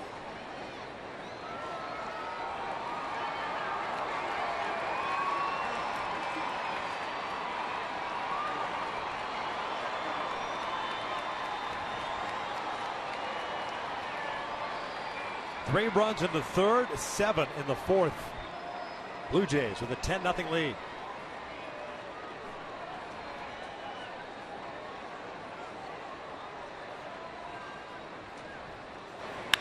That's lined out towards center field. Pilar has to go back on it, and it's over his head. Albert chugging toward third. He's being waved around. Tulowitzki, no play at the plate. It's a double for Murphy, and the Angels get on the board. It's 10-1 Toronto. Boy, hit hard by Murphy. Right over the head of Kevin Pilar. Looked like he didn't get a real good read on that ball. Most times when you talk to outfielders, especially center fielders, the hardest ball to catch is that ball hit hard straight at you and over your head. Fastball right down the middle of the plate. And Pilar is so used to seeing him making those outstanding plays, but that ball was hit quickly over his head, unable to get back on it. As Albert Pujols scores the first run of the game. Surprised to see a visit to the mound with a 10-1 game in the fourth? Yes. I mean, what can you tell him? Hey, don't throw it there. The guy's been dealing with 3 strikeouts, got a good changeup, makes 1 mistake. Eric Ibar coming up. Murphy, by the way, is 15th double, 35th RBI. But you're right. I mean, to your point, the way Pilar went after that ball, I thought it was right at him. Like he had it. He timed it perfectly. Yep. All of a sudden he realized that ball's over his head. Yeah, that carry to it, but that hardest one to catch, that line drive right at you as the center fielder. Knowing how much he prides himself on the defensive end, he's not gonna feel real good about not getting, at least making an effort to be able to get back to that baseball. Ibar 1 for 1 with a base hit the left.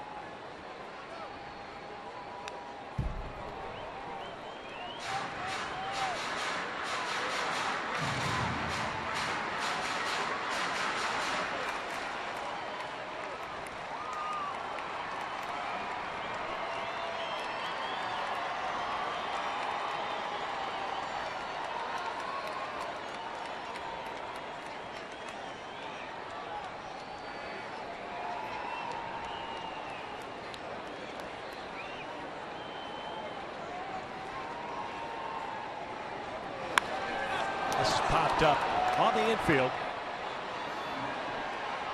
Tulowitzki makes the call on the catch, and the Angels are done here in the fourth. They get a run on a couple of hits. We head to the fifth. It's 10-1 Blue Jays.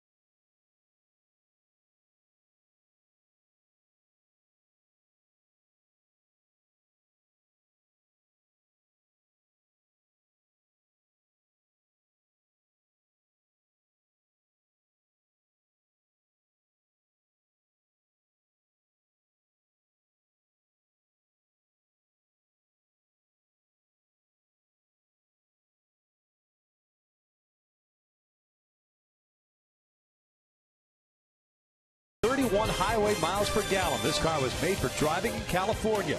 Visit Dodge.com. By AT&T Uverse. More live channels on the go than cable. And by Subaru. Test drive the all-new 2015 Subaru Forester or go to Subaru.com to learn more. We've reached the fifth, and it's 10-1. Toronto on top.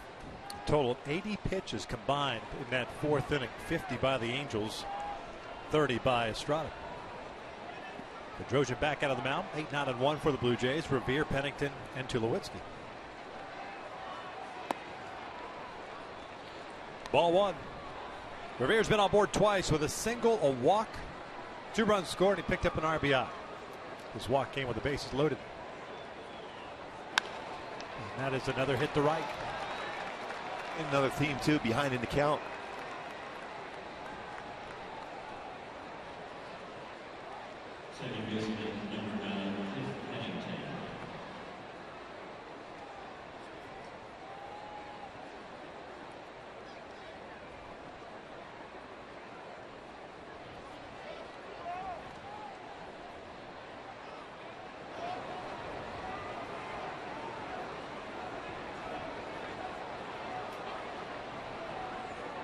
Breaking ball for a strike.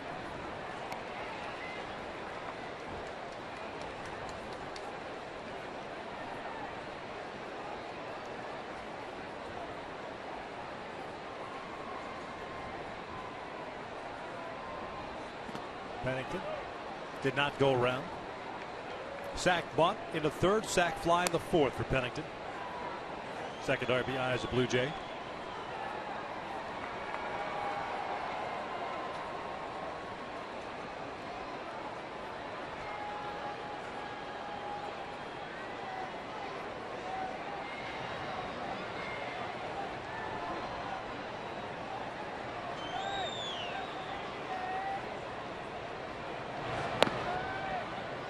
Two balls, one strike. 80 went 3 1/3 tonight, 8 runs, 7 hits, including the homer to Donaldson, 3 strikeouts, 3 walks.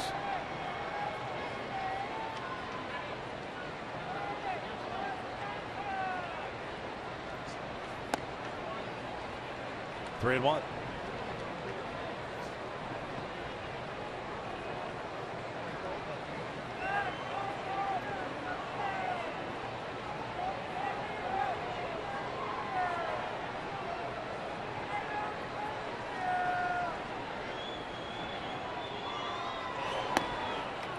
And a gift with the base on balls.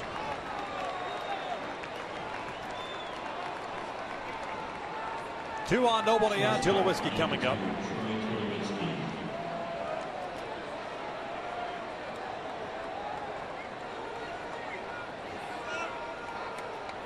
You got a team that swings the bat like Toronto does. And on top of that, you give them 8 free passes in the first 2 games. Actually, first game and a half. We're in the 5th. You're only asking for trouble. Especially with the ability to drive the ball like they have. Extra base runners behind in counts. Here comes Mike Butcher.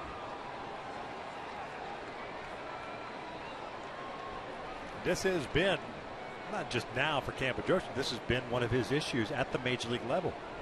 Throwing enough strikes with consistency to become effective. Yeah, too good of an arm not to be dominant at this level.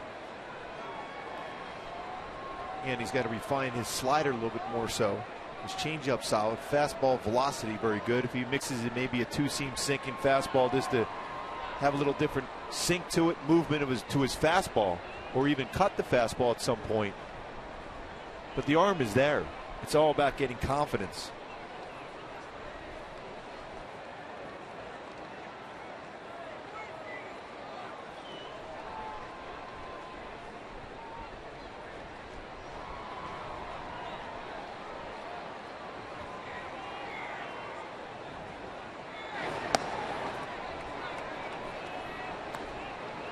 Trevor Gott has gotten up in the bullpen.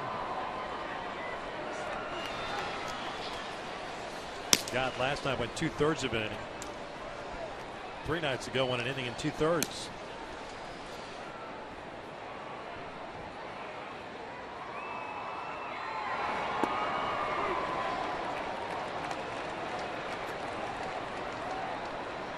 You a little surprised to see Trevor up? Yeah, I mean, because 10-1 game in the 5th. You need Bedrosian, whether good, bad, or indifferent, to soak up some innings. And the bottom line is you also want Trevor Gott to be ready for tomorrow. You see that great effort he had against Chicago coming in following Jared Weaver, where he was dominant. Ground ball to the left side. Coward has it.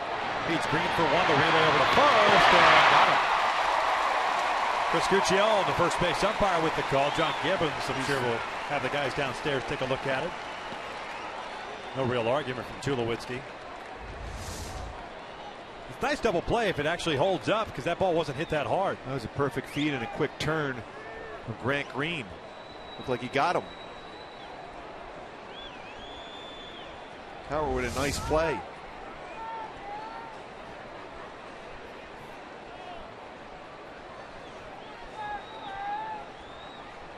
They're going to have to start putting a clock on this thing, too, by the way. No argument.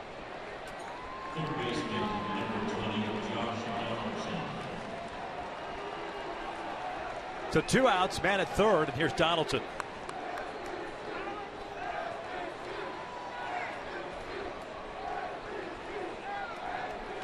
Revere at third base. Donaldson 2 for 3, a home run and a single, 5 RBIs. Breaking pitch, and he rips one down the line. Make that 6 RBIs.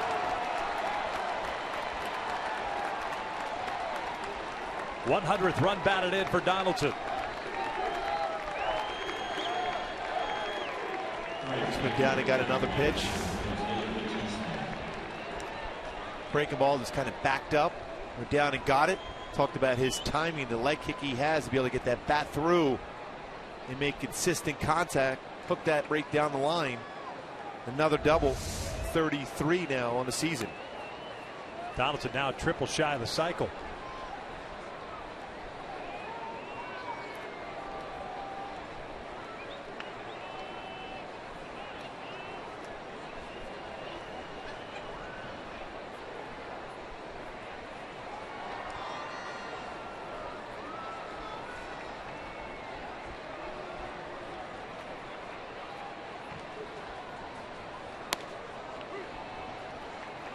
Bautista 2 for 3 with a single and a double. Couple runs batted in.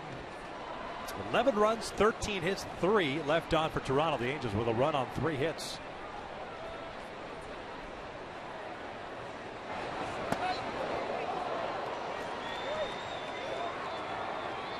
When you look up for this Toronto club, your number 2 and 3 hitters in your lineup have a combined 184 RBI.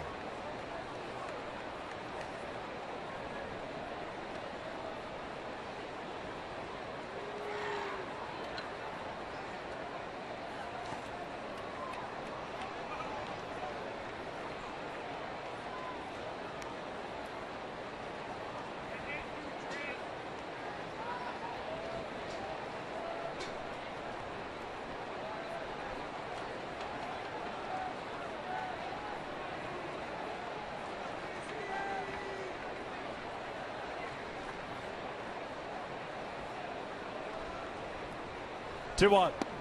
Breaking ball missing. 3 balls and a strike.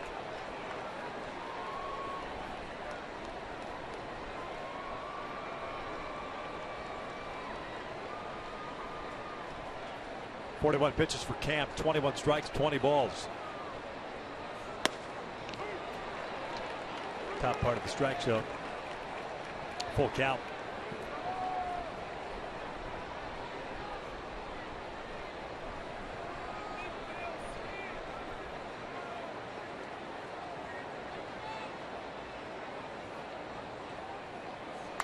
Three-two foul back.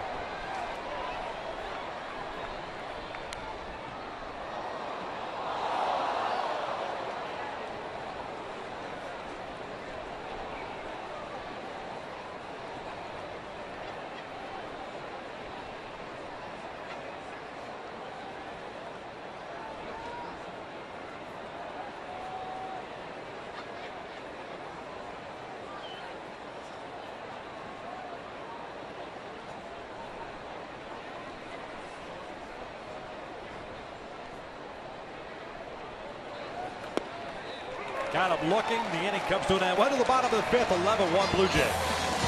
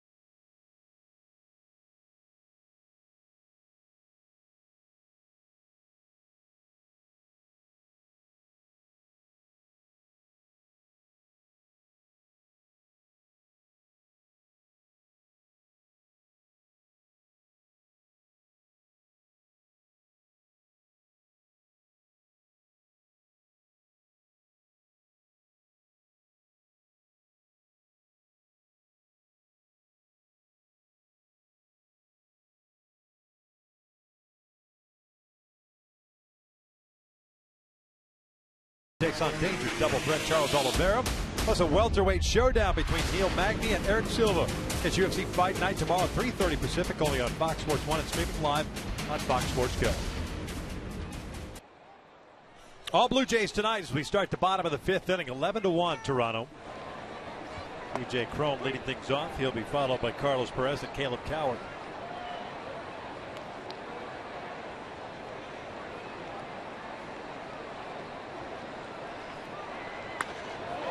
Crone hits a towering shot to straightaway center field. Pilar back at the wall. Gone. A big fly for C.J. Crone. His 10th of the season. And it's 11-2. Breaking ball. Inner half of the plate. Look at his curveball. Double figures in home runs for C.J. Crone.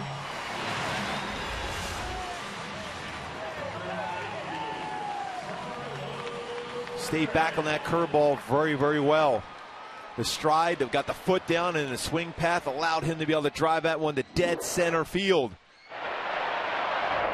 Over the wall and over the attempt from Kevin Pilar in center field. Perez looks at a strike.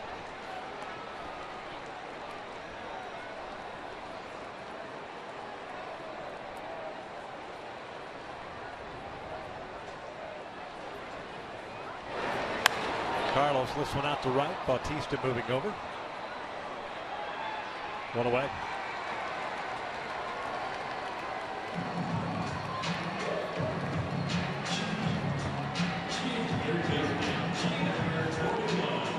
Brings up Caleb Coward.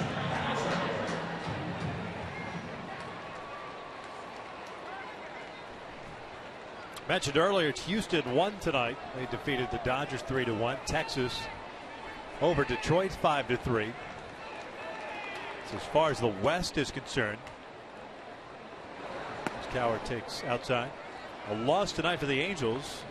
They would be 4.5 games back and in third place. The Texas leapfrogging the Angels. Would also drop out of the second wild card spot as Coward fouls this one back. 1-1.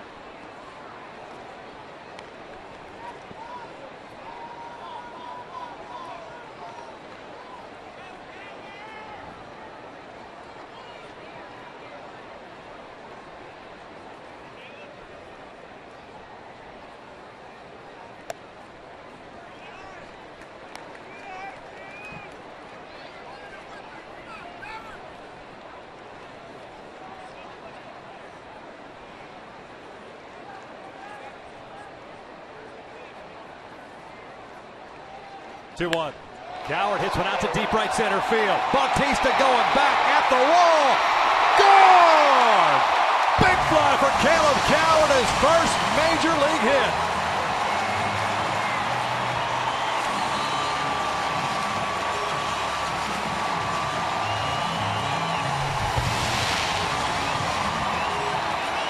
What a great moment for Caleb and his family here tonight to finally get that first major league hit, and that being a home run. Square that one up. Elevated pitch. Family there. What a feeling for them.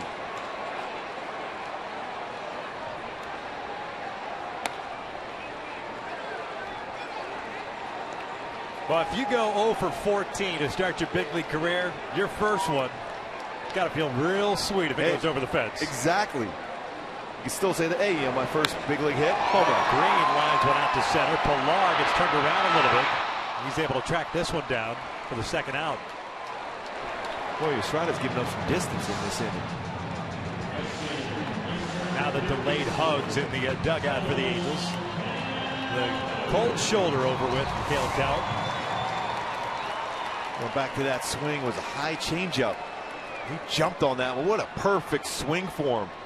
And the one adjustment he made this season is getting that leg kick, a little bit more of a leg kick for him, getting that foot down and to be able to get the swing through and make good contact. Certainly did on that one. And a smile, the relief of getting that first major league hit and being a home run. Cole 0 for 2 with a couple of fly balls to right.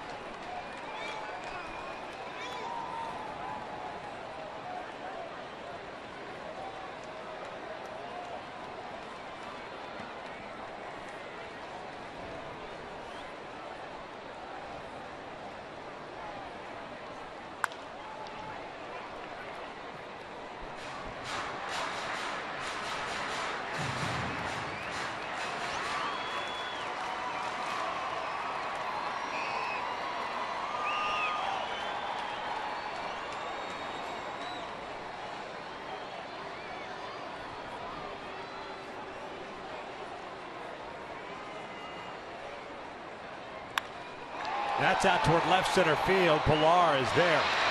Halos are done here in the 5th. Couple of solo home runs. Cron led off with 1, and Coward his first major league hit as we head to the 6th inning. Blue Jays on top, 11-3.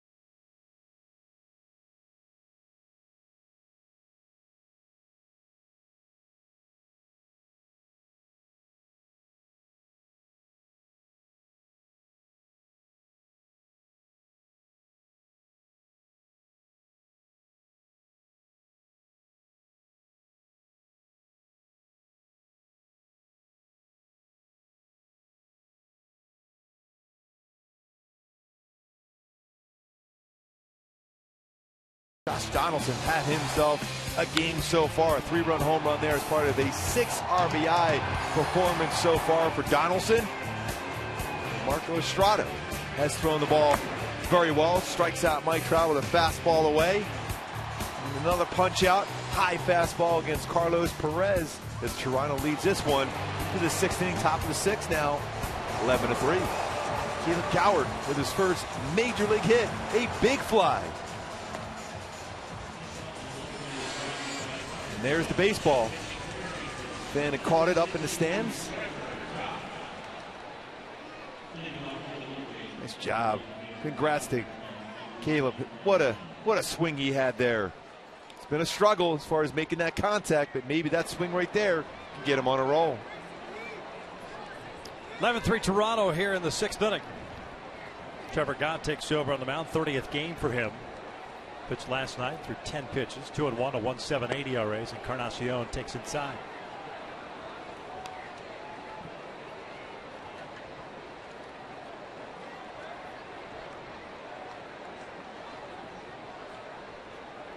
One for 2-9 for the Blue Jays DH. Double a strikeout and a sac fly, picking up a 68th run batted in.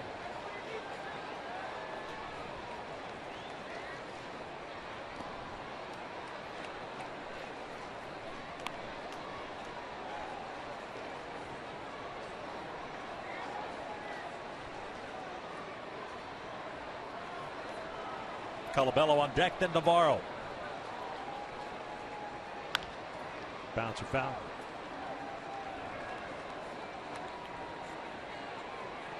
Almost looked as if Coward rounding second base, trying to contain his excitement, getting that first major league hit. A little smile on his face, kind of wiped it off as he got to third near the dugout.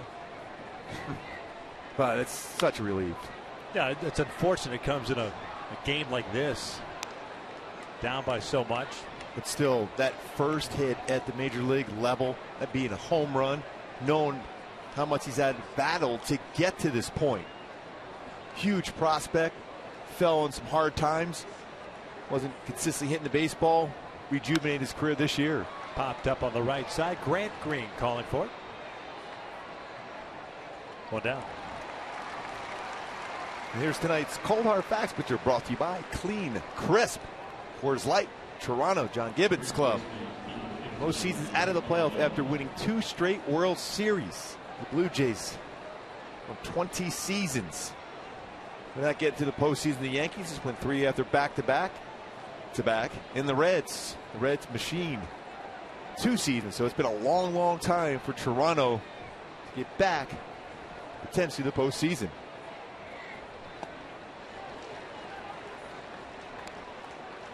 Tell you what, they're swinging the bat exceptionally well. Now they're pitching much better, and their defense has improved.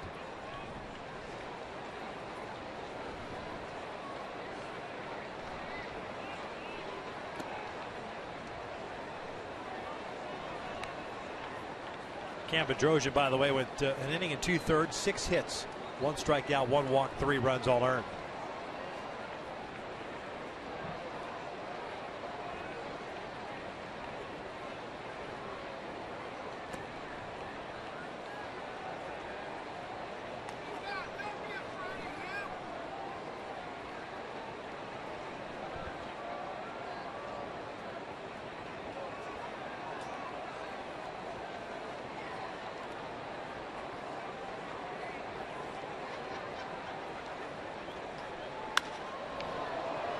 Down the right field line and foul.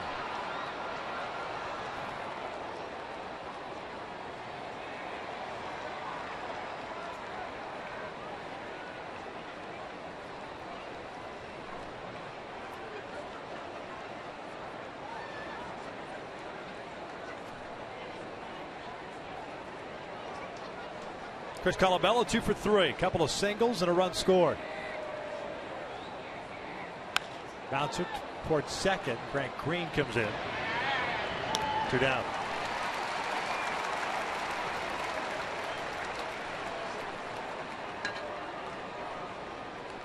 This copyrighted telecast is presented by authority of the Los Angeles Angels and may not be reproduced or retransmitted in any form.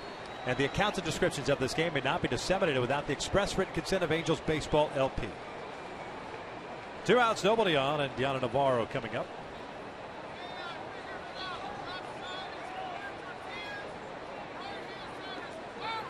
1 for 2 game for Navarro. Single and a walk.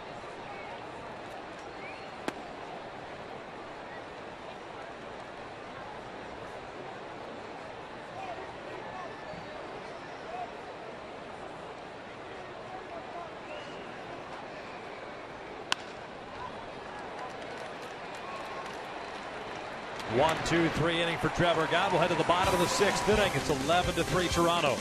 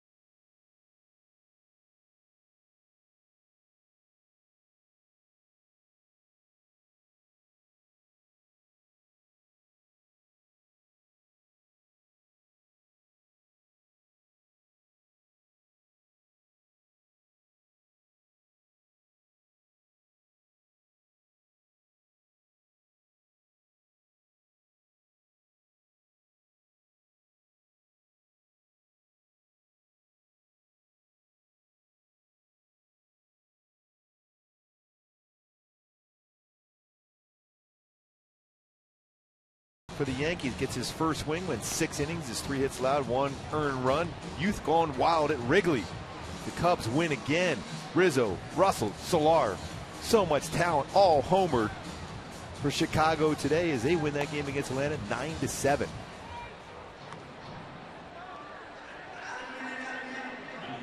Halos here in the 6th inning of Trout, Pujols, and Murphy coming up. 11-3 Blue Jays. Estrada 79 pitches, 5 innings, 3 strikeouts, no walks, 3 runs allowed, 2 of which were on solo home runs to Cron and Cowart in the 5th. The Cubs now 70-51 this year. Joe Maddon doing an excellent job with that young club.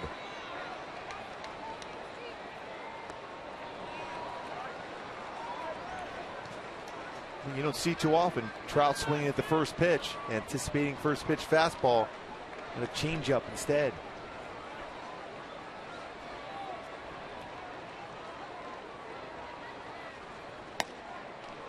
I think it's a good idea on occasion for Trout to attack that first pitch.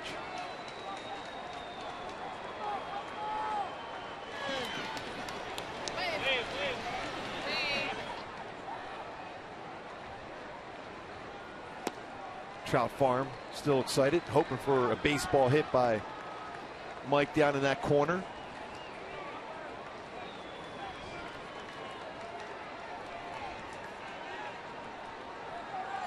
Left-hander Brett Cecil, first man up.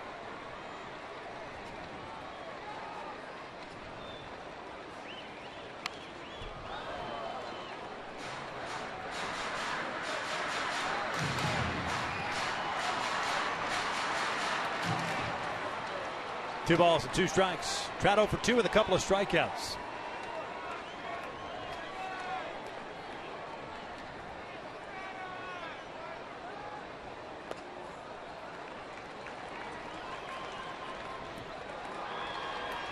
And the 2-2 changeup. A lot of times when you throw it, whatever you throw 2-2, you'll come back 3-2. I'd be surprised if he threw another changeup.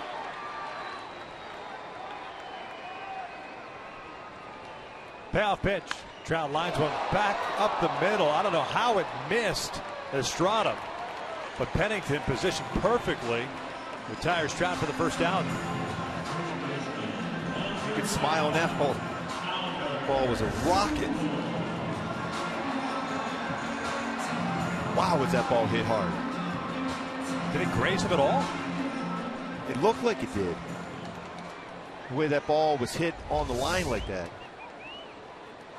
Tell you what, it's an out for Mike Trout, but that is a great swing by Trout. That's what you want to use, that swing of hitting the ball hard back up the middle.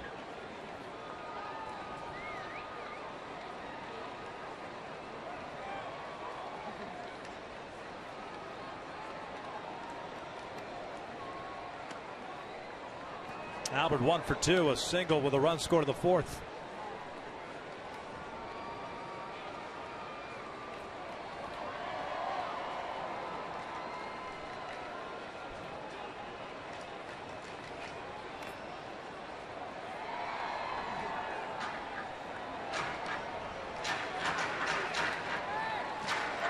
Estrada still with a good feel for that changeup. 20th start tonight. I mean, start of the season, I should say, tonight.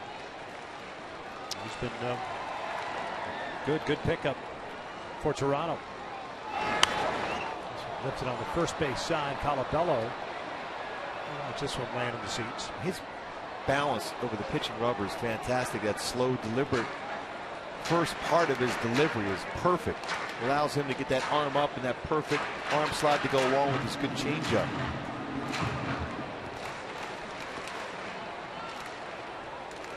Laz Diaz with just an absolutely awful throw back to the mound. Putting a new baseball into play. Estrada had to go chase it down.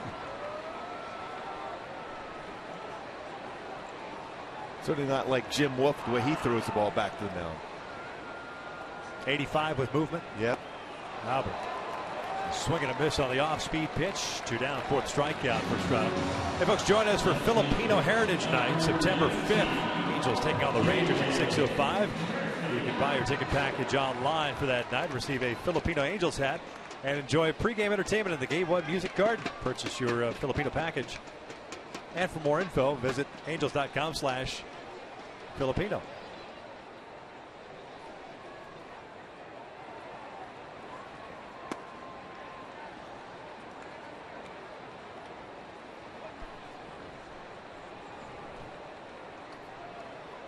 Two outs, nobody on for Murphy. 1 for 2. Doubled home run last time up.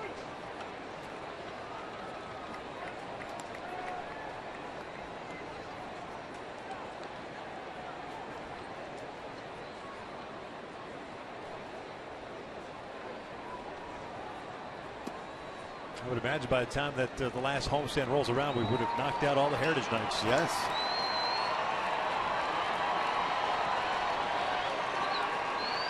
Although, you're Polish Romanian? What's good was that? Hungarian. I'm looking for that night. Down the left field line foul. Looking for that night. 2 balls, 2 strikes. Just like when I do the reads. Oh, the double for Murphy is 15th. The RBI is 35th. Full count. Just 5 hits allowed by Estrada. Throws 95th pitch.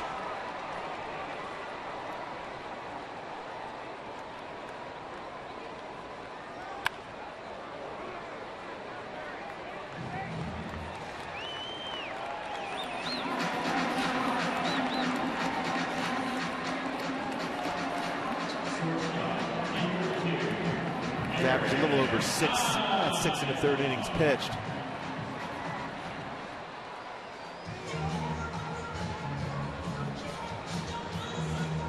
Catcher's interference is what they're calling here. It's a late hack by David Murphy, and sure enough, See it hit the glove. Yeah. Matsui was very good at doing that. You remember that? Yeah. That's an error on Navarro as Murphy takes his place over at first base. See the glove? John Gibbons comes out, makes the move. Estrada is done here with 2 outs in the 6th inning. A pitching change with Brett Cecil coming on a relief, and Toronto on top 11-3.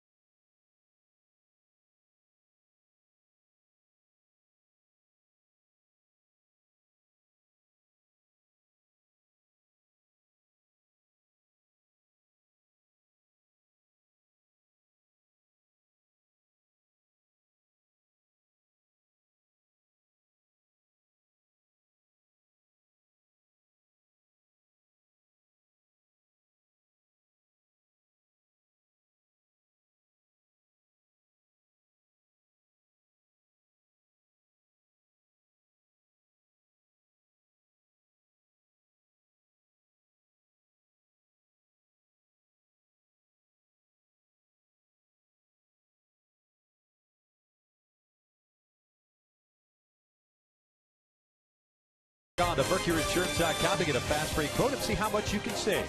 And by Hyundai, the summer clearance is going on now at your Hyundai dealer. Visit buyhyundai.com today. 5 2/3 for Marco Estrada tonight. 4 strikeouts, no walks, 5 hits allowed, 2 of which were home runs. And he departs with a man standing at first base, a total of 95 pitches for him. He's talking about that line drive back up the middle, how that did not hit him, the Trout hit. There's Brett Cecil, former first round pick of the Blue Jays back in 07. University of Maryland. A starter coming up. Became a full-time reliever in 2013. Was an all-star that year. Pitching his 45th game, 3-4, and a 3.46 ERA. Ibar lines one over toward Donaldson and gets away from him. Donaldson picks it up, throws it wildly, and it goes into the camera well. So Murphy will end up at third and Ibar to second. That'll be his 16th error this season for Donaldson. Tough error. That ball was squared up right at him. I guess the throwing error is the tough error. Yeah, I think he'll probably get a base hit. And then the error allowing both Murphy and Ibar to advance. That was a rocket at him. And Colabella did the right thing getting off the bases to try to catch that baseball, knowing you have no play at first. But you have to avoid the runner going down the line also.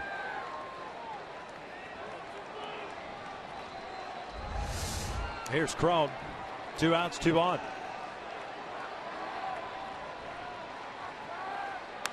Cron hits one out towards center field. And will stay in the yard. Pilar squeezes it. The Angels are done here in the 6th. We head to the 7th. All Blue Jays tonight.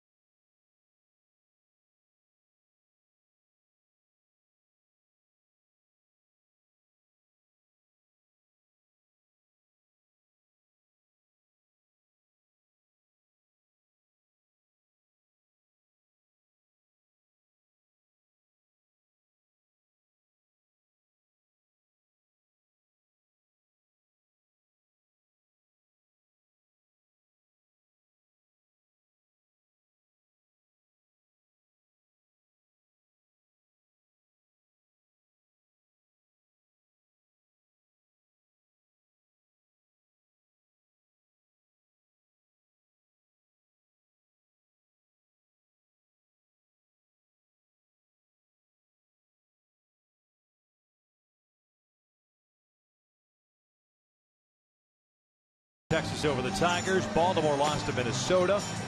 Yankees 6-2 winners over Cleveland. Kansas City over Boston, and Tampa Bay defeating Oakland.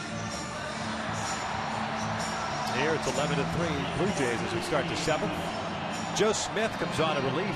Trevor Gahn pitched his scoreless 6th inning. And it's Joe taking over here in the 7th. He'll face the bottom third of the order. Pilar, Revere, Pennington.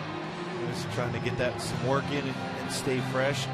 Especially for a guy like Joe Smith with that sink action, you want to get as many games as possible to get in. In a couple days for him. Very good again this season for the Eagles. 2.66 ERA. This will be 54th game though. Very good numbers career-wise against Toronto. Last pitched on Wednesday.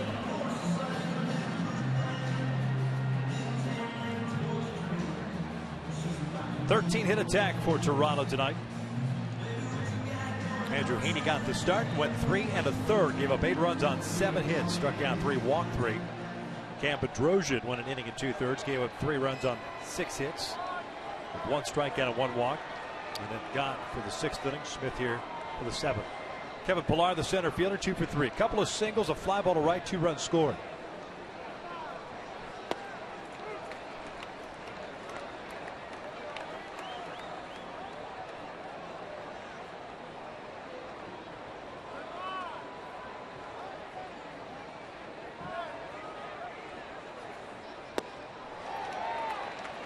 Nasty 2-seam fastball underneath the hands.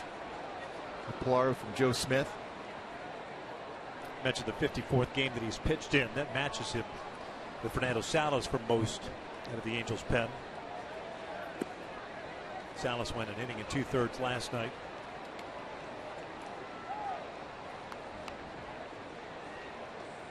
Let's see Houston Street pitch one of the innings that are coming up. So he can get some work as well.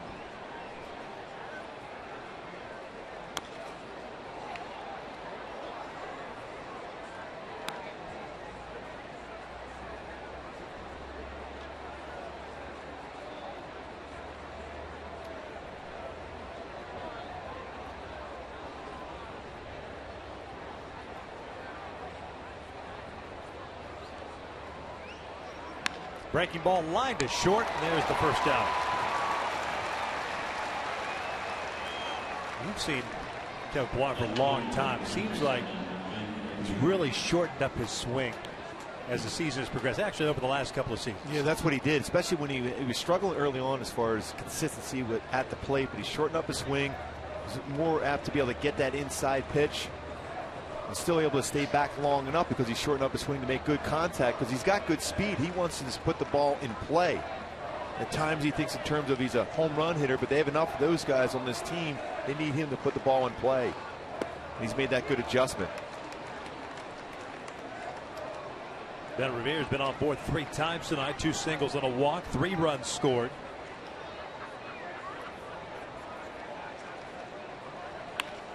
He lines this one to short. Deja vu all over again, 2 outs. Well, Revere's been on board 7 times in the first 2 games. You gotta like his swing too because he's trying to put the ball in play with his speed. Level, short swing, trying to hit the ball on the line.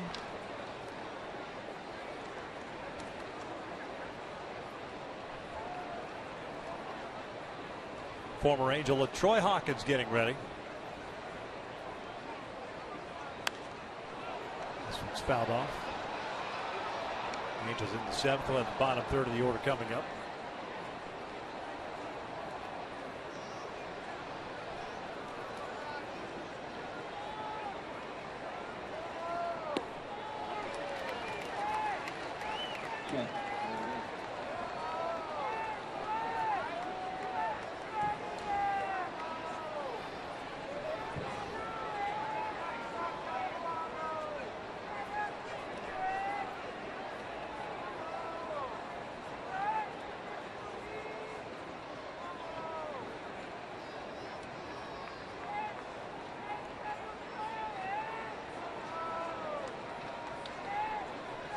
Oh, 2 from Joe.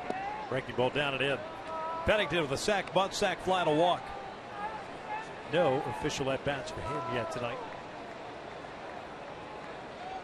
Toronto with 11 runs, 13 hits, 2 errors, 4 left on. The Angels 3 runs, 6 hits, 3 left on. And unlike last night where had a couple of opportunities, especially the 6th inning against David Price, Marco Estrada really, especially with a big lead, never really gave the Angels much of an opportunity to mount a rally. 2 solo home runs in the 5th inning. And he's stuck with his game plan. He threw everything away. Just enough here and there inside, but change-ups, fastballs, curveballs away. 3-2, rolled foul.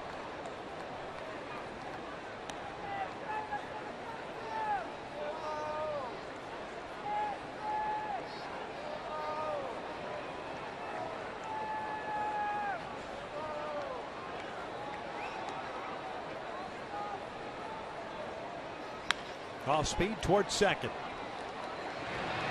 A 1-2-3 inning for Joe Smith. Into the bottom of the 7th. Angels trailing this one.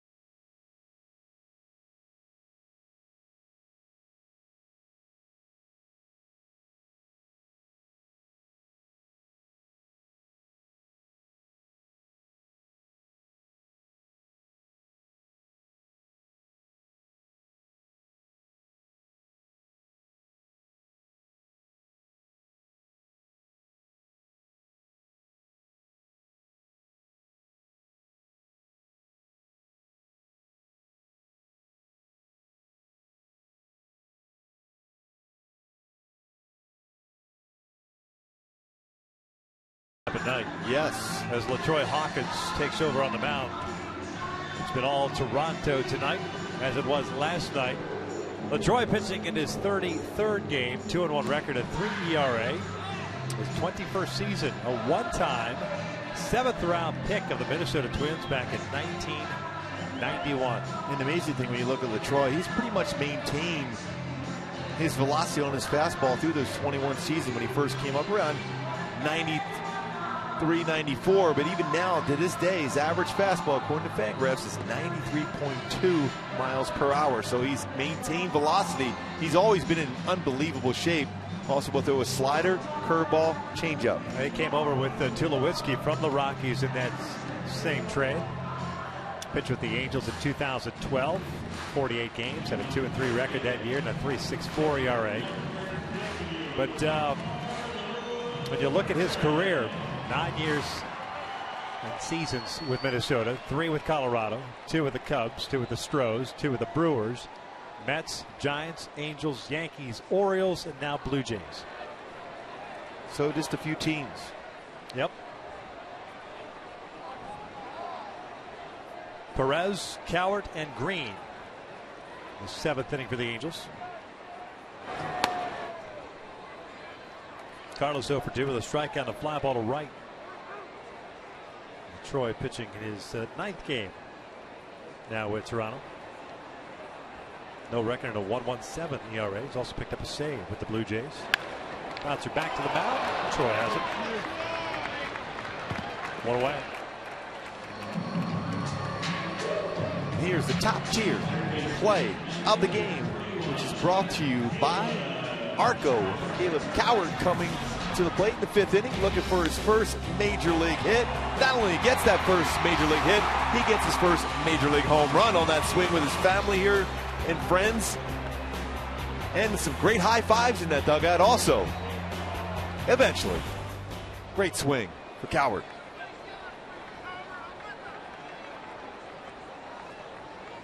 Caleb becoming the 12th player in Angels history to have his first MLB hit go as a home run. Snapped an 0 for 14 for him to start his big league career.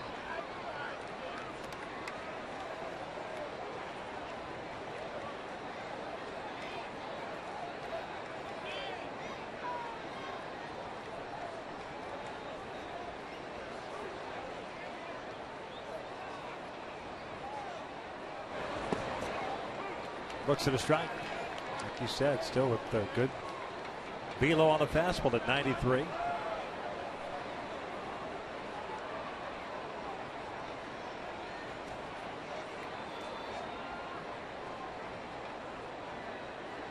That's right, last year 23 saves for the Rockies.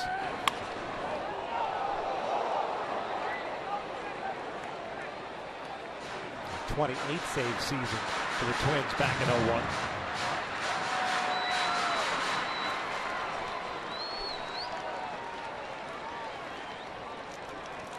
Certainly one of the great guys the game has ever seen.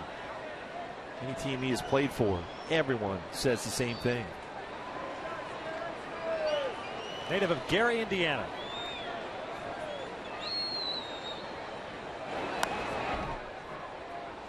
Count remains of 1 ball, 2 strikes.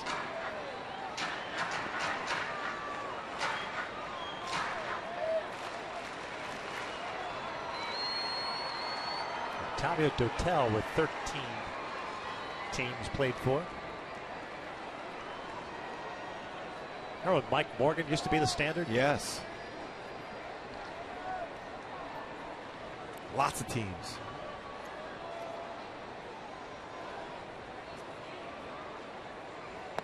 Cowart goes down swinging. Nasty pitch down and in, 2 outs. Certainly allows you to have a nice office at home when you put all those different jerseys out there. Yeah. Good conversation pieces. Imagine if Hector Santiago played on 13 teams. That way he collects jerseys. It's an autograph hound as it is. Oh.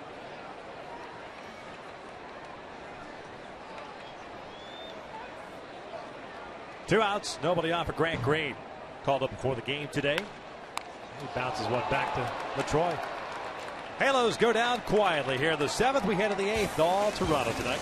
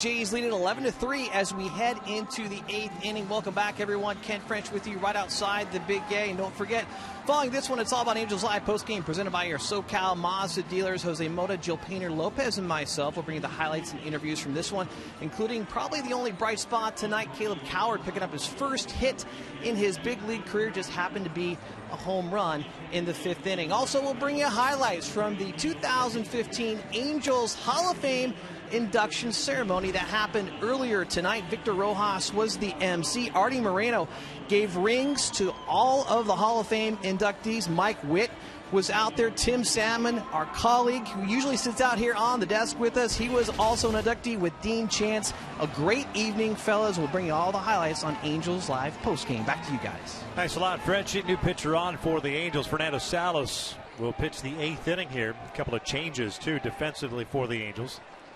We'll give you those here in just a second. Fernando pitching in his 55th game, so now he is taking the lead as far as games pitched. 3-1 record of 4.04 earned run average for Fernando. Last night, I should say, an inning and 2/3, 2 hits, 1 run.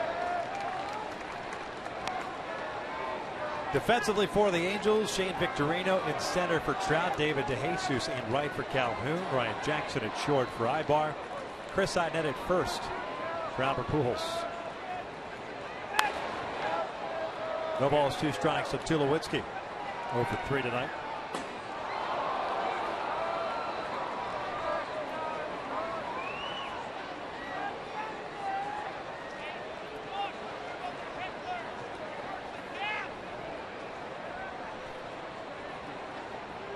So these changes are all straight up.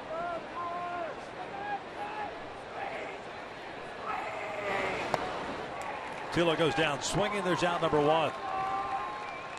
You can follow the Angels the rest of the season with MLB.com at bat, #1 app for live baseball. At bat is up to the moment at any moment with in-game highlights, live look-ins, replay reviews, radio broadcast, StatCast, and more. Get MLB.com at bat for your smartphone or tablet today.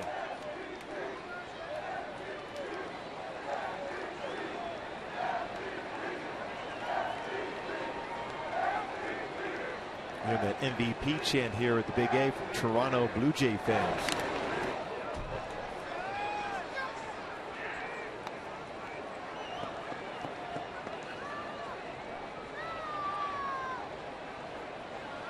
What a game for Josh Donaldson, 3 for 4. 6 runs batted in.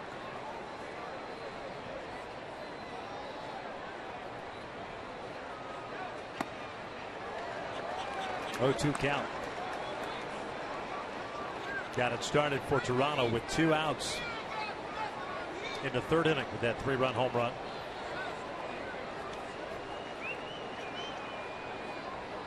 Two RBI single in the 4th inning, RBI double in the 5th.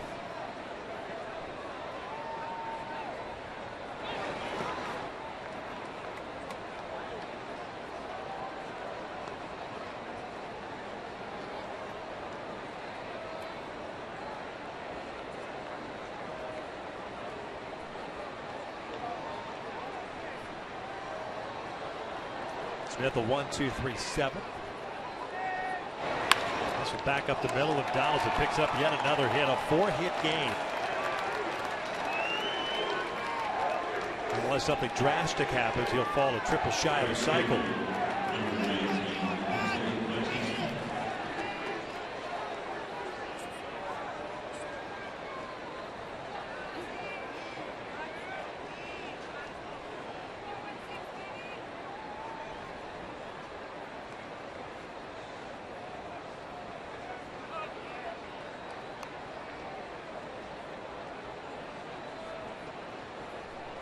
Third 4-hit game for Donaldson this year as Bautista fouls one back just to the right. And an 0-1 count. Bautista 2 for 4. A single, a triple, 2 runs batted in.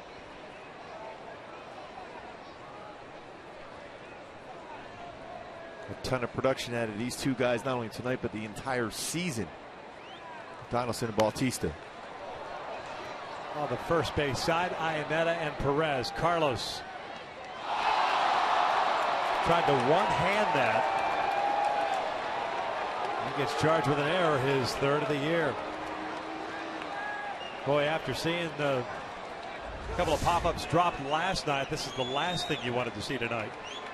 Certainly a more difficult play. A lot of times you'll see the first baseman coming down and making that play, but Chris Iannetta playing first base. At this point, not a lot of experience there himself. That's a long run for the catcher, Carlos Perez, to try to catch that.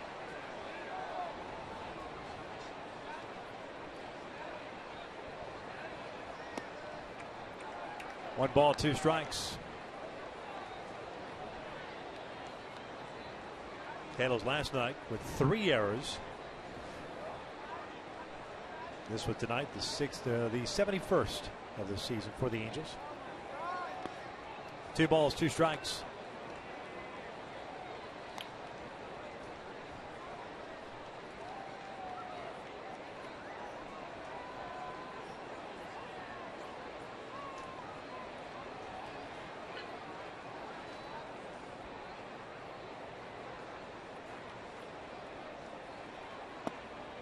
Full count.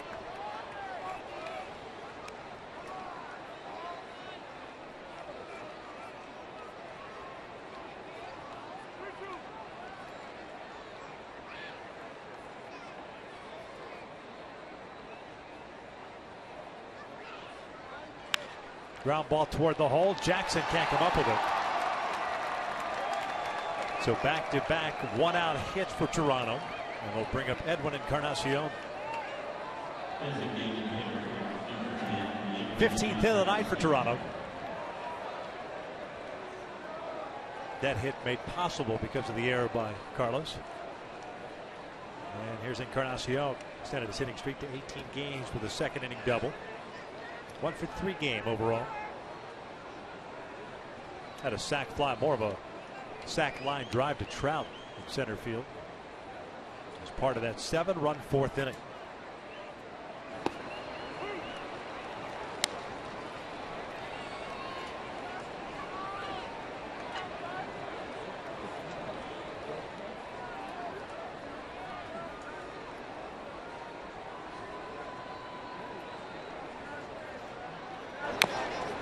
Bouncer foul.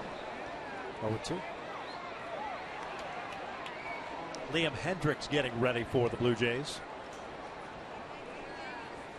I remember watching him up there in Toronto. He was really bringing his fastball. Just moved down to the bullpen for Toronto.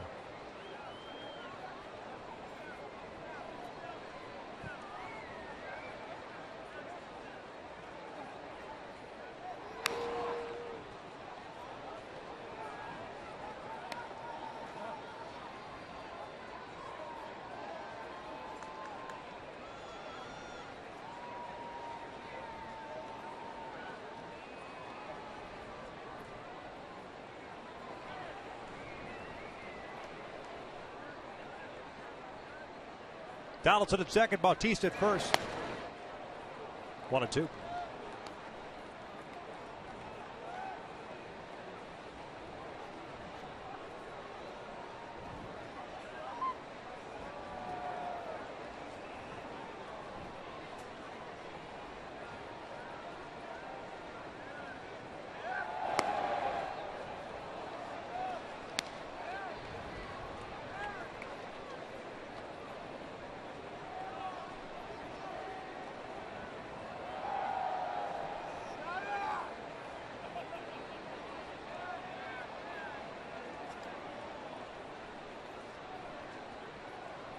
Two. Full count.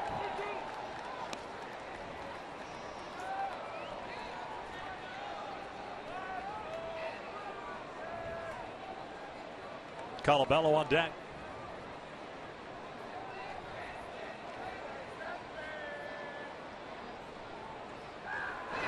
That is pulled down the left field line. That will go for extra bases. Donaldson in to score. Bautista is going to be waved in. He will score a 2 RBI double for Edwin Encarnacion. Extends the Blue Jays lead. And that pitch upstairs. He turns on that one. 24th. We got 25th double. Break down the line. They are absolutely crushing mistakes. And pretty comfortable at the plate. And what we said before, too, Gooby, that if you get ahead of them, try to put them away, you swing the count in their favor, and all you're asking for is trouble. And the Angels have been asking for trouble for 2 games now. And they've gotten it. Colabello skies one, a towering shot to left center field. Victorino back at the wall, and he can't come up with it. That's a 2-run home run for Chris Colabello. It's 15-3 Toronto. What a season he has had for Toronto. That's his 12th home run.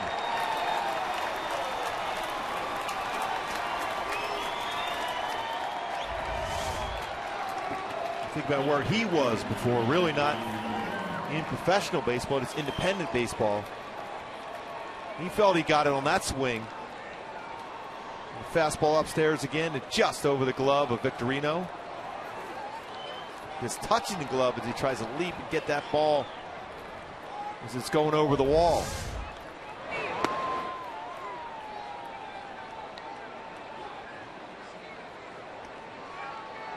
#12th of the season. See this month of August. Another base hit.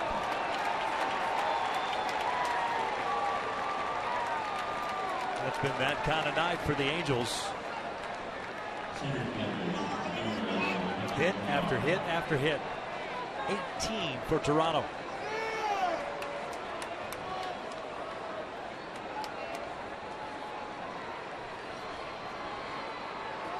Again, Sal's pitching tonight in a game that he shouldn't be pitching in because of the bullpen being overused. Last night, Salas went an inning and 2/3. Back out there again tonight. This with a chopper to short. Jackson hits around it, fires a second for 1. Same for first is Clark. So fielder's choice for Kevin.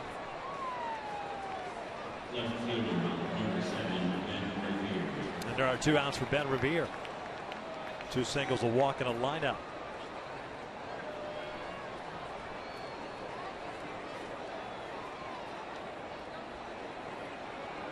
$15 runs put on the board by Toronto, the most runs the Blue Jays have ever scored against the Angels. That's saying something. Some of the teams that they had in the 90s.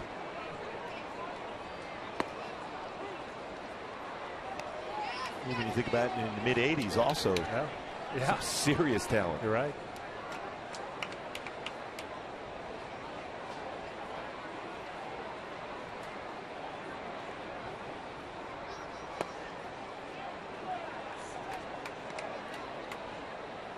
One ball, 1 strike. Salas charged with 4 runs here in this 8th inning.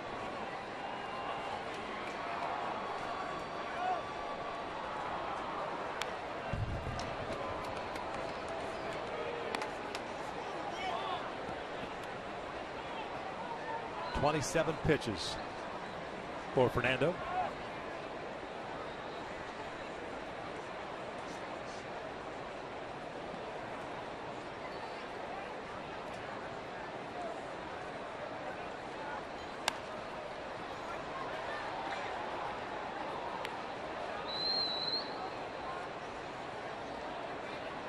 Angels tonight have thrown 170 pitches.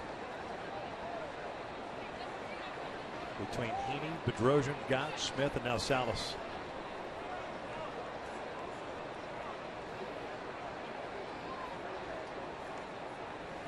Pulled over to first. Iannetta has it. Taking himself, and the 8th is in the books. 4 runs in for the Blue Jays. They lead at 15-3.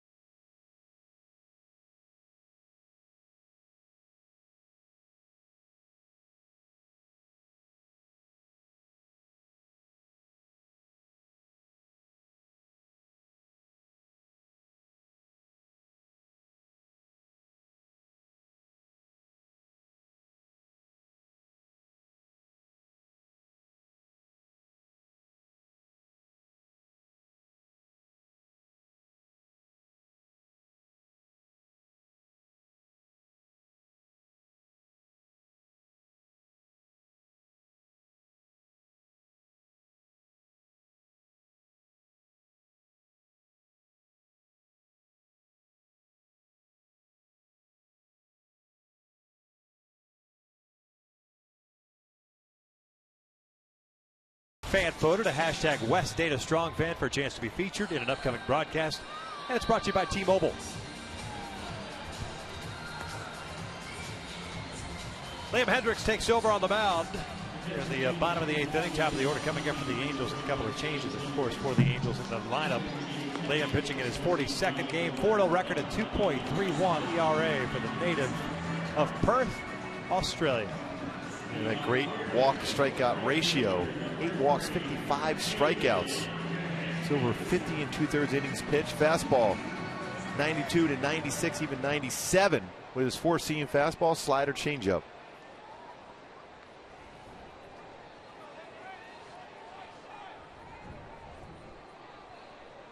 David DeJesus to lead things off. The only change for Toronto is Ryan Goins taking over for Pennington at second base.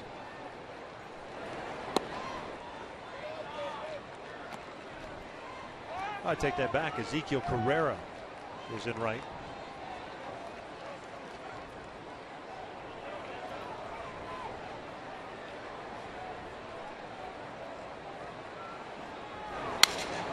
Broken bat liner right to Goins. One away.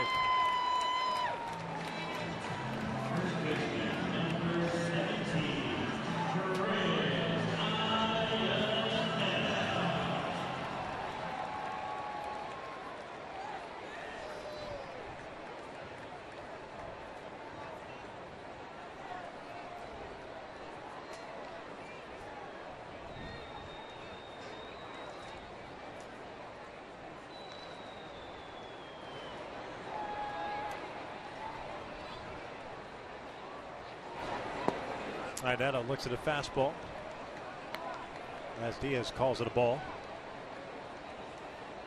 Chris hitting 182, 8 home runs, 30 runs batted in.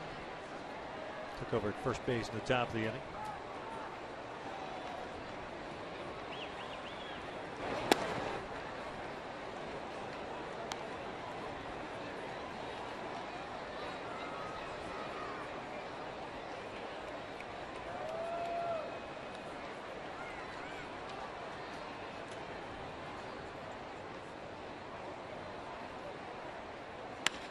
Ground ball up the middle. Tulowitzki with a dive knocks him down, and Iannetta with a single.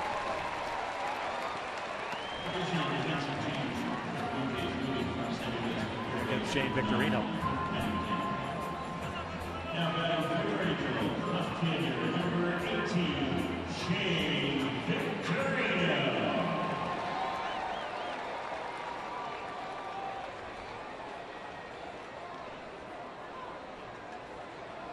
18th game with the Angels for Shane. 214 average with the Halos. On the season, a 235 average.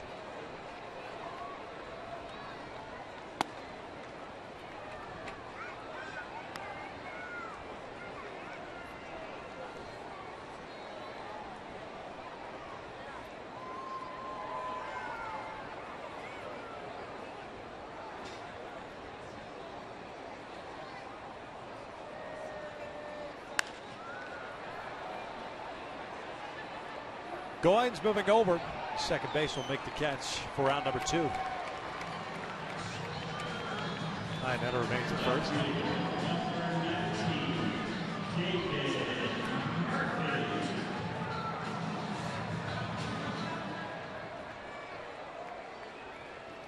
So 2 outs and a man at first, and here's Murphy. 1 for 3 game. This series wraps up tomorrow, 12:35. Garrett Richards on the mound. Knuckleballer R.A. Dickey going for Toronto. Slight contrast in how they deliver the baseball. Knuckleballs compared to upper 90s fastball.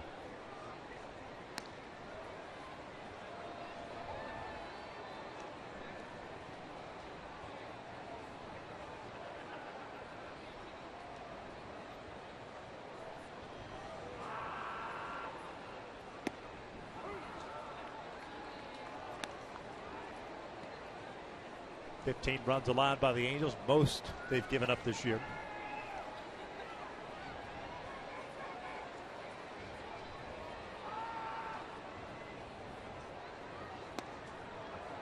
One and two.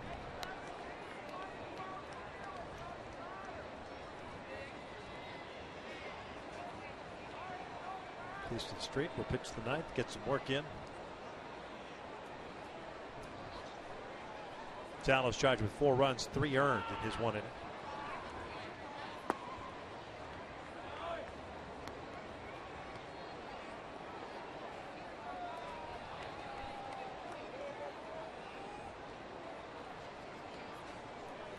Blue Jays picking up Hendricks from the Royals last offseason. Really flourished out of the bullpen for Toronto. Murphy bouncing this one to first. Colabello's got it. Takes it himself. And we will head to the ninth. 15-3 Toronto.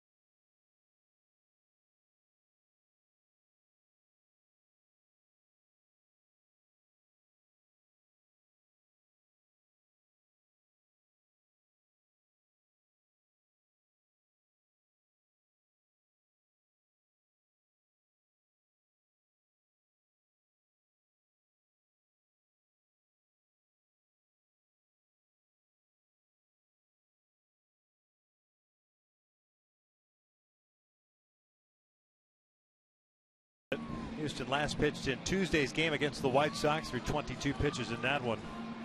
And we'll get some work here. Wrap up the homestand tomorrow, and then it's an off day in Detroit Monday. The Angels will travel to Michigan after the game tomorrow. Then a long road trip upcoming. 3 against the Tigers, 3 against the Indians next weekend, and then 3 against the Oakland Athletics. 47th game for Houston, 3-2 mark at 2.66 ERA. 29 saves. And here in the ninth, a couple of different guys getting ready. Pennington, Tulowitzki, and I think it's Goins in the Donaldson spot of the order.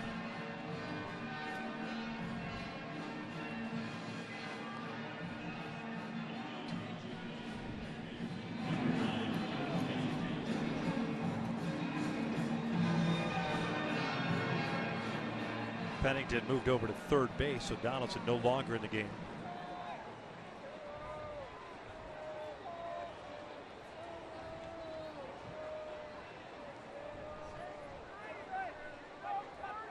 Pennington at 0 for 1 game. Sack bunt, sack fly, walk, and a ground out.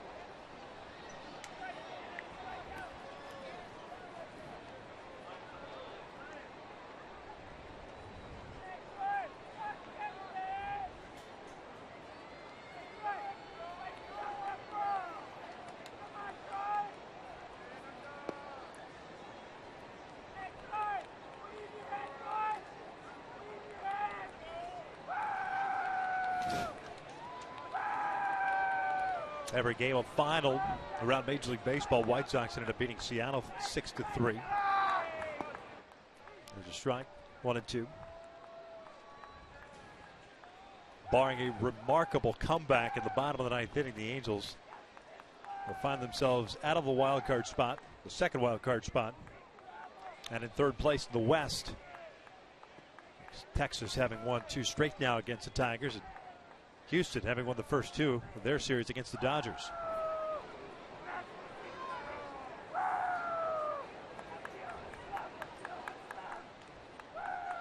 Aside what's going on in Major League Baseball, the Angels need to figure out what's going on in their own clubhouse. What's going on with this team?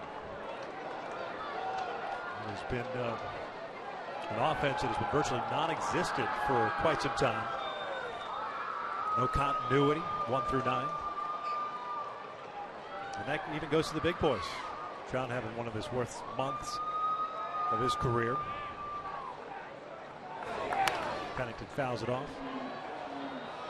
You couple that with some pitching performances that haven't been up to par.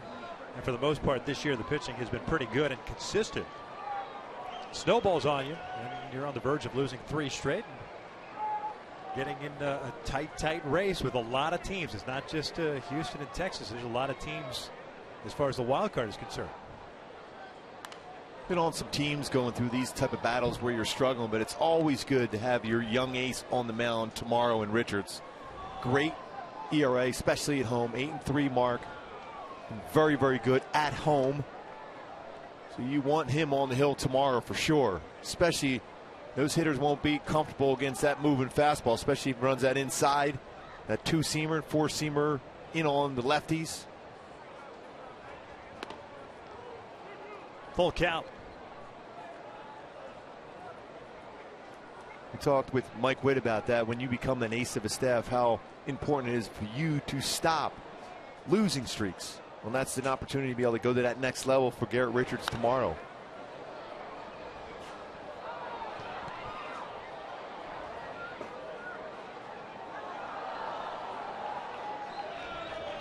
Career high 13 wins last year, has an opportunity to get there tomorrow.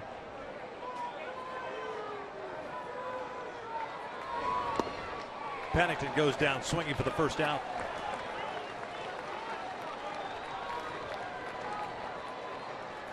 A lot of pitches to get that first out. And that's what you try to avoid if you're Houston Street, throwing a lot of pitches, especially when you want to be available to come in for a save tomorrow.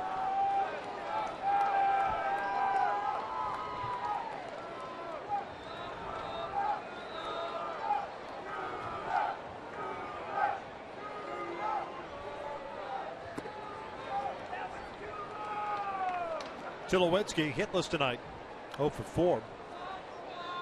Did draw a walk and scored a run in that 7-run 4th inning. Toronto with 3 in the 3rd, 7 in the 4th, 1 in the 5th, and 4 in the 8th. Only runs for the Angels, a solo run in the 4th. Pujols single, Murphy double, and then 2 solo home runs by C.J. Cron and Caleb Cowart in the 5th. Estrada, the starter for Toronto, gave up 3 runs at 5 2/3.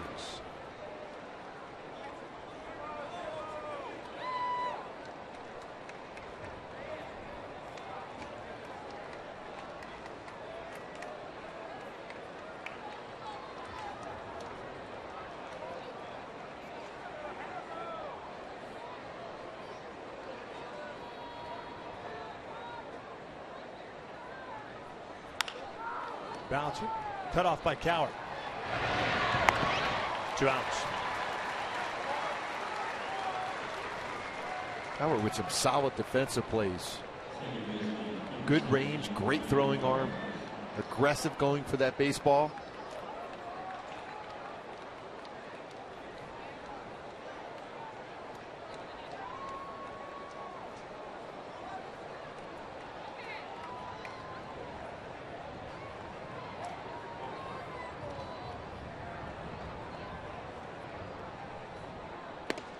Goins, the second baseman now, takes a strike.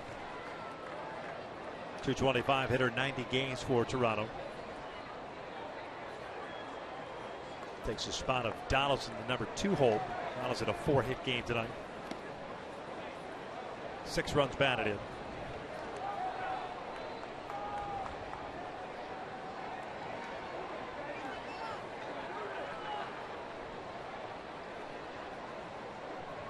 August 22nd, and Donaldson with 100 RBI already this season for Toronto.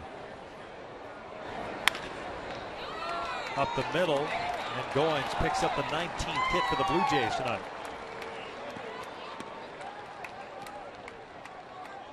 Fifth hit in that number 2 spot in the lineup.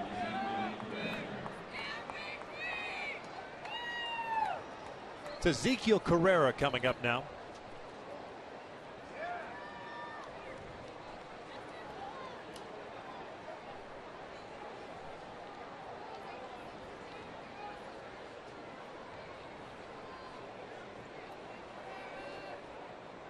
.278 hitter. 3 home runs, 23 runs batted in.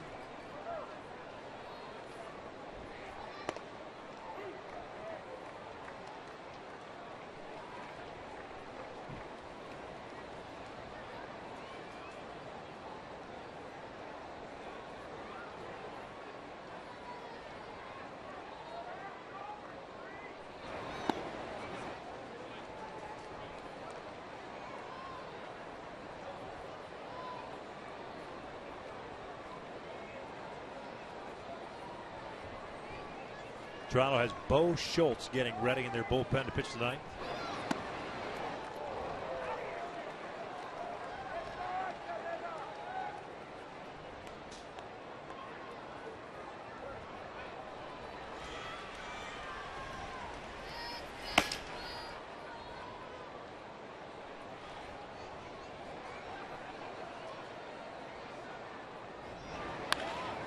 It'll flare out to left field, and that's going to fall in.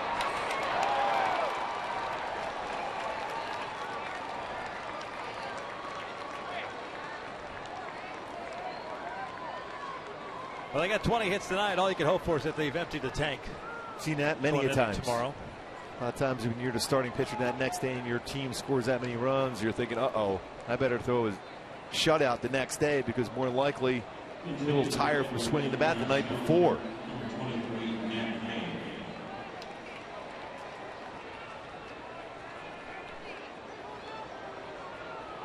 Matt Haig batting here for Edwin Encarnacion.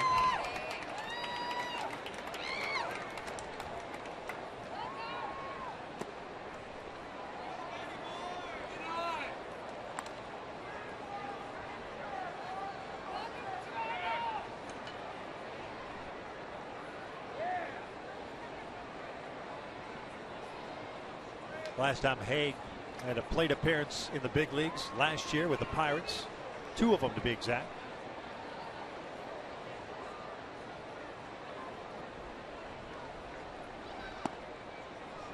Ninth round pick of the Bucks in 08. Again, a lot of pitches thrown now for Houston, now 23 of them.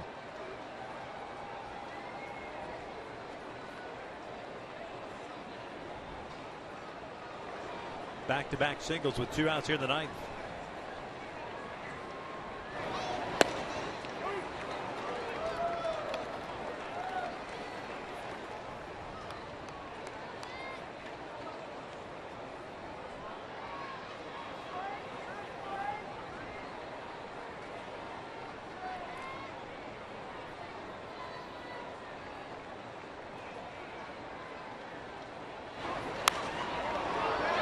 This one will find its place in the seats on the first base side. It's 2 balls, 2 strikes now. And a lot of times in a lot of these games you wonder if a position player would potentially pitch. And all the position players are actually in the game at this point. No extras available. Mike Scioscia decided to go that route. The only other extra player, Johnny Giavitello, and he's been battling an illness.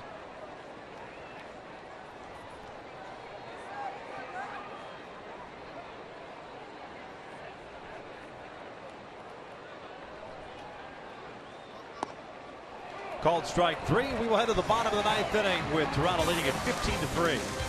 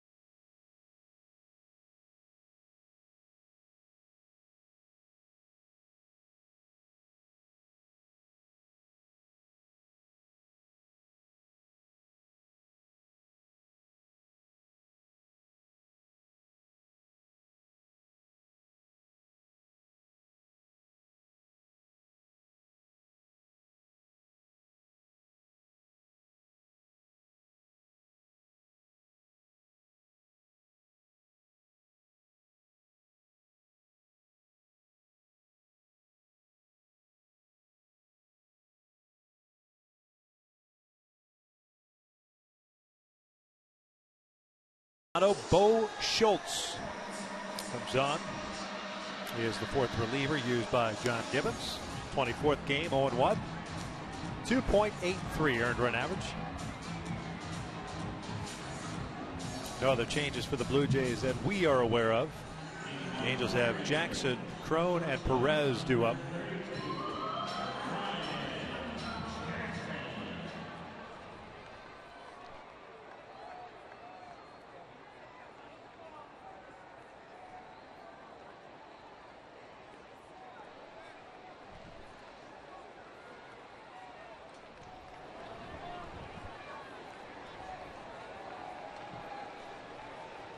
Jackson last night got the start at second base, went 0 for 3 with 3 punch outs. He's 0 for 5 with the Angels.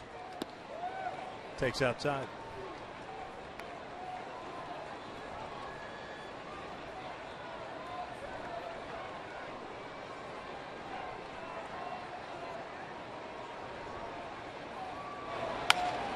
Ground ball to second.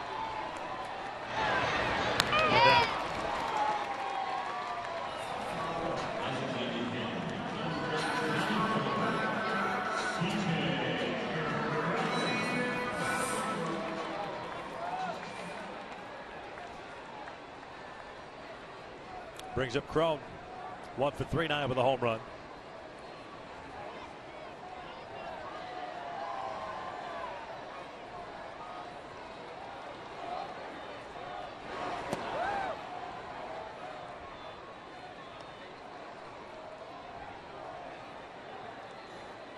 Yeah.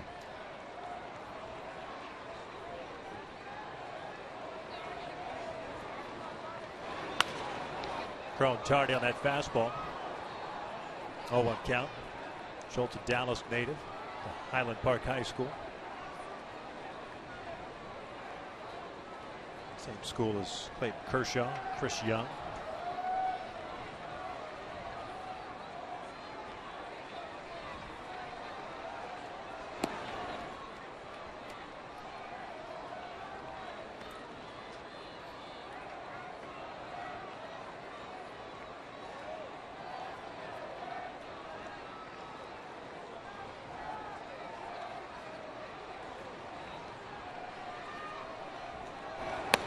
I think he went around. He did. 2-2. Home run for CJ in the 5th inning, his 10th of the year.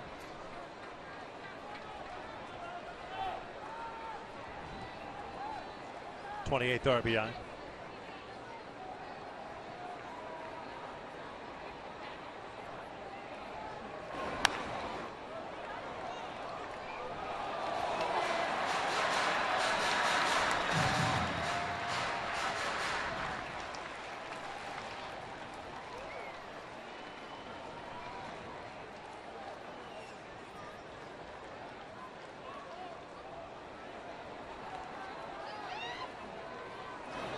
Crone pulls it over to third. Pennington has it. Low throw. Oh, what a dig by Colabello. 2 outs. He's had some outstanding plays. Yep. At first base.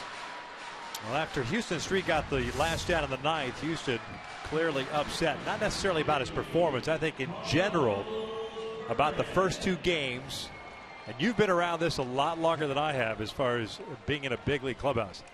That's a guy that looks upset and embarrassed at his team's performance and is trying to fire up the troops. He's trying to do that, and I like what I see that from Houston. As far as being a pitcher, to be able to do that as a closer, you're about as close as you can be to a position player. You got a chance being in the game 4 or 5 times in a week, but I like what I saw from Houston Street. Maybe that'll spark the club tomorrow. Perez pops out to end this one. 15-3. Toronto wins it as Estrada picks up the win and Andrew Heaney takes the loss. Just a lot of offense once again. You got to get ahead of the count. Hopefully that'll change tomorrow. That look at Houston Street tells me they're going to be ready to go tomorrow. 15-3. The Angels have now lost 3 straight, looking to salvage the finale tomorrow afternoon.